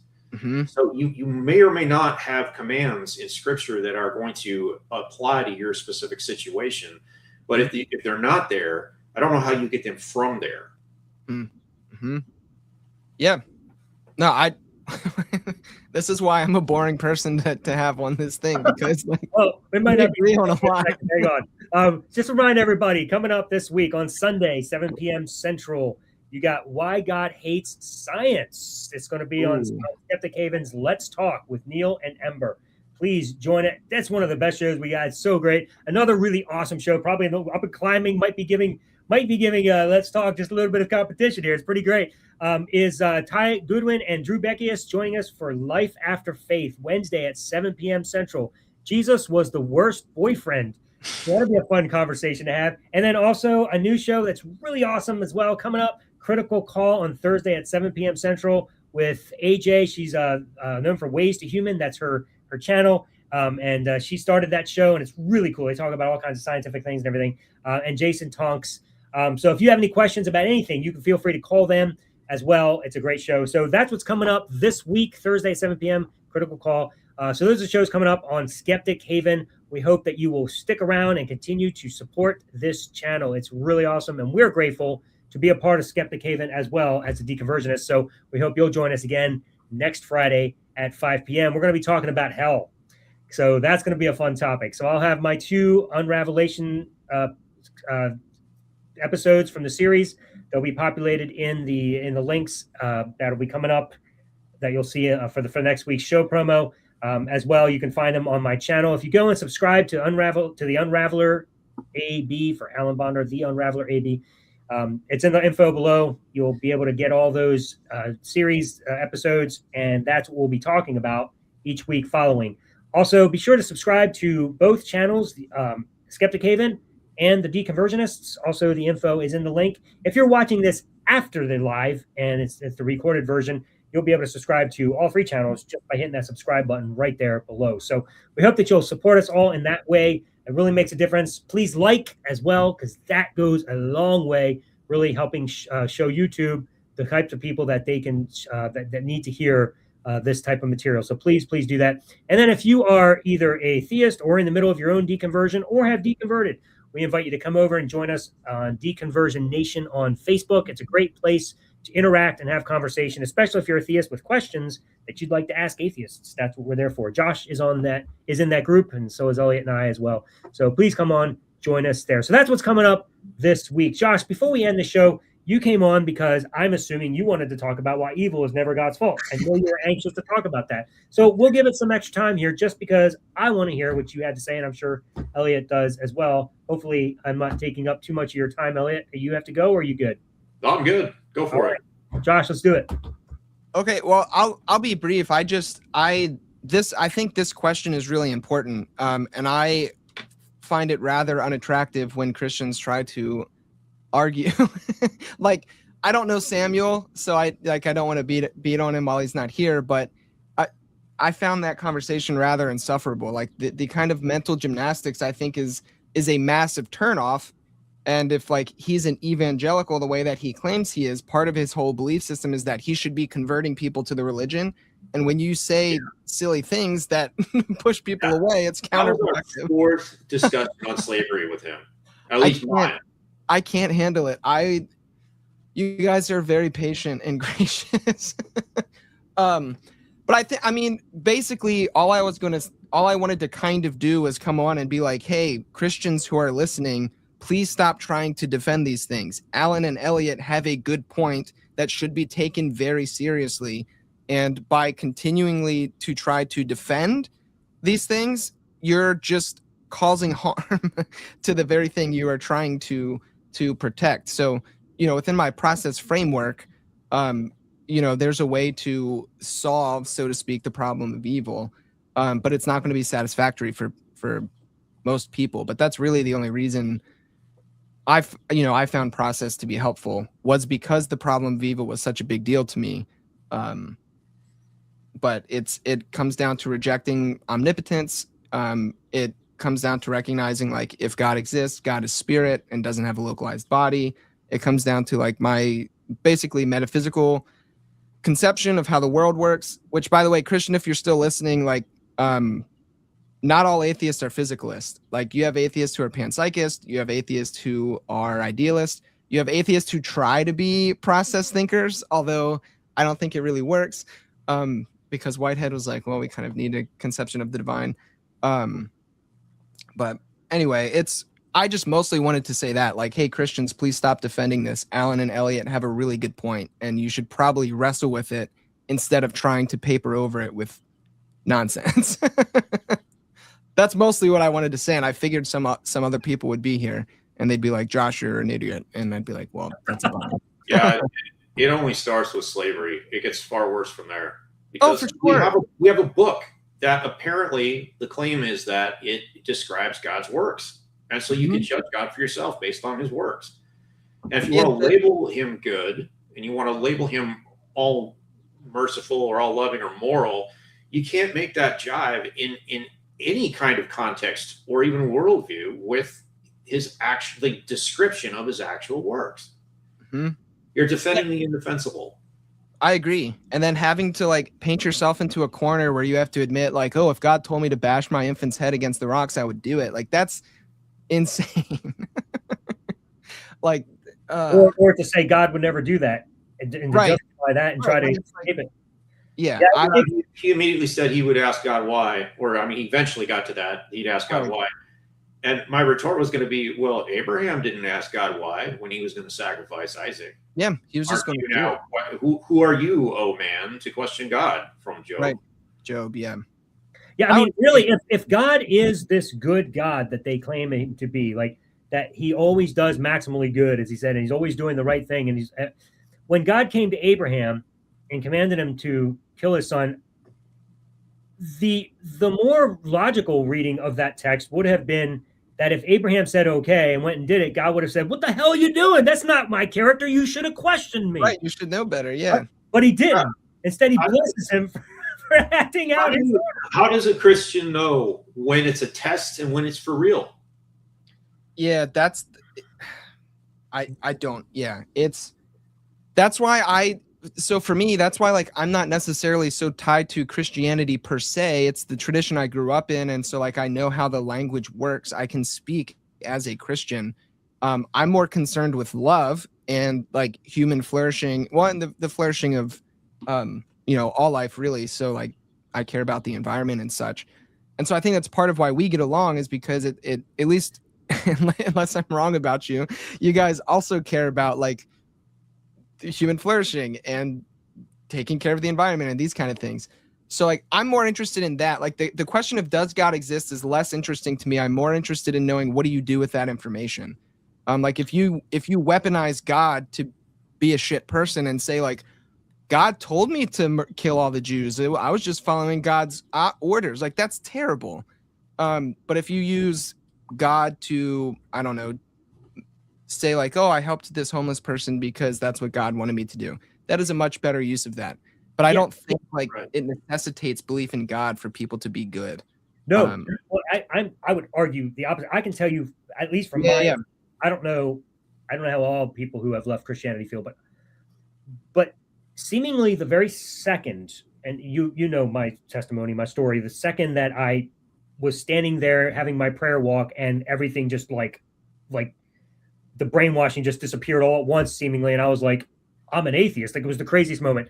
If anybody's interested, it'll be all the information's in my book, and I've told the story many times in other places. But seemingly in that very moment, something switched in my head where instantly I was no longer feeling the need to defend this God like Samuel was doing, where what all these atrocious things that we're talking about, I had to validate as good. In some fucked up way, I had to do the gymnastics like these guys are doing here on the show. And instantly in that moment, something switched and I was like, I don't have to do that anymore. I instantly now cared more about everybody around me, including myself, than I ever did before being a Christian, submitting to this God. Because no longer was this God telling me that I was worthless and needed him. I now had my own worth. And it took time to get my own worth. And I had to go through a lot of therapy for that because that shit really fucked my head up. But it was like instantly I knew like something had changed. I now care more about humanity than I ever did. I'm telling you, and Christianity doesn't make you love people more than being an atheist. That's just bullshit. And I'm not saying it's one way or the other. I'm not arguing that if you're a Christian, you love less. If you have that mentality that God's always good, then you're going to say some really weird things like Samuel was tonight, where you're willing to stone people if God says that you should. But I mean, like, it's just, you're either a good person or a bad person. And I find that the good people are the ones that are starting to kind of journey where you are, where they're like this to the God of the Bible and starting to reinvent him in ways that make more sense to them because he is not a good God. So Yeah. be what's happening. And even from like, I mean, to your point, like from a psychological perspective, like rule 101 of therapy is that the job of the therapist is to practice unconditional positive regard. So like telling people that they're a piece of shit and they suck is not conducive to bringing about like flourishing. It like actually it comes from a place of, again, unconditional positive regard and acceptance. So that even that piece of like the worm theology inherent in a lot of like conservative, fundamentalist, evangelical, kind of Calvinist types of theology is counterintuitive to what you want it to be. And they'll be like, oh, but grace. And be like, yeah, but then you also believe God's going to like torture you in hell forever. So get out of here with your grace. It doesn't work. Like, yeah, in order for there to be grace, there has to be a contrast. Yeah. It's like, come on, guys. But I don't know. I've been reading, so Simone de Beauvoir was a existentialist, French existentialist, kind of contemporaries of like around like Sartre. I mean, her and Sartre were kind of like lovers. And I know one of the things that people hit you guys with a lot is like, oh, you can't have morality if you don't have God. And Simone de Beauvoir wrote a book called The Ethics of Ambiguity, which is her within the existentialist system as an atheist arguing for ethics. It's a fantastic text. So any Christians that are still listening, go read Simone de Beauvoir because she's a badass. You're trying to indoctrinate them into postmodernism. don't mention that term, or you'll feel. Yeah, it's a dirty word, right? Yeah. Well, that process thought is a constructive postmodernist perspective. So, yeah. Extremely unpopular with the American mind. Yeah. Well, it's a boogeyman, like many things are. So. Oh yeah. You guys are the ultimate devil. Right. We've been called as such, like with all of we're promoting something called Theology Beer Camp right now. And dude, I don't know what the difference is, but somehow this year the algorithm has fed our stuff to like the wrong kinds of people and the name calling that you guys are, the most evil Satan worshiping, blah, blah, blah, blah, blah. It's nuts. And it's been like intense. Yeah, I can give you some pointers on where that's coming from, but that's best gone off the air. Yeah, absolutely. Well, thank you guys for letting me hang out and crash your party. You guys are always fun to talk to. No problem. I brought you on with Christian on purpose because I figured you'd be able to address philosophical stuff a lot better. Yeah, I mean it was fun. He definitely knows like his like that section. Like I'm very familiar with his line of thinking. I just fundamentally disagree with him, but I get it. Like. Right. I get it. Yeah. Well, it's always a delight to have you on, Jess. It's been fun every time I've talked to you. So yeah, I enjoy it. I think you guys are a lot of fun. And it helps me to like it like genuinely there's been multiple times where I'm like, oh, I have to go rethink this. This doesn't actually work as well as I think it does, or whatever. So I appreciate you guys as conversation partners that aren't assholes. Well, I'm glad you did that. Yeah. Yeah. I'm glad you feel that way. And if you're an asshole, you attract assholes. We don't want that. Yeah. Absolutely. I'm with you. So, but thank you for your support, man. It's really appreciated. And we hope that others will continue to join and be a part of this journey with us. Cause we're just hoping to help people see some of the things that you were actually expressing. I mean, honestly, like if we got no further than to get people to see what you see, I feel like that'd be a win. So, betterment of humanity. That's what we're going for here. So we appreciate it, Josh. Thank you very much for joining us, dude. And we'll definitely plan to have you back again anytime. Cool. Thank you, guys. Peace. Jamie, you were in the room for a while. I don't know who you are. I apologize that we weren't able to get you in before you popped out, but that's all right. Maybe you can join us next week. Be sure to have your camera on so we can see you before we pop you in the room. But I hope you'll join us next week. It's going to be a fun discussion. We are going to be talking about hell. It's going to be fun. So, Elliott, any thoughts to wrap up this show? Anything that you'd like to round out for us? I usually don't, because by the time we get that 2-hour mark, like I'm done. Yeah. Yeah, it's exhausting, but fun, and I really enjoy this. So, anyway, shout out to Skeptic Haven, and thank you guys, everybody behind the scenes that are willing to be a part of this with us and have us on. We are grateful, and we hope that we can continue to support you and and make this thing grow with you guys. Thank you all for the super chats. And remember, they go to Skeptic Haven, and we are grateful for them because they help keep the lights on and help shows like this and the rest of the ones you see each day continue to flourish. So we hope you'll join us next week on Deconversionists at 5 p.m. Eastern on Friday night. Remember, every Christian has their own version of Christianity, as we saw tonight. We're here to unravel your conversion. Have a great night, everybody.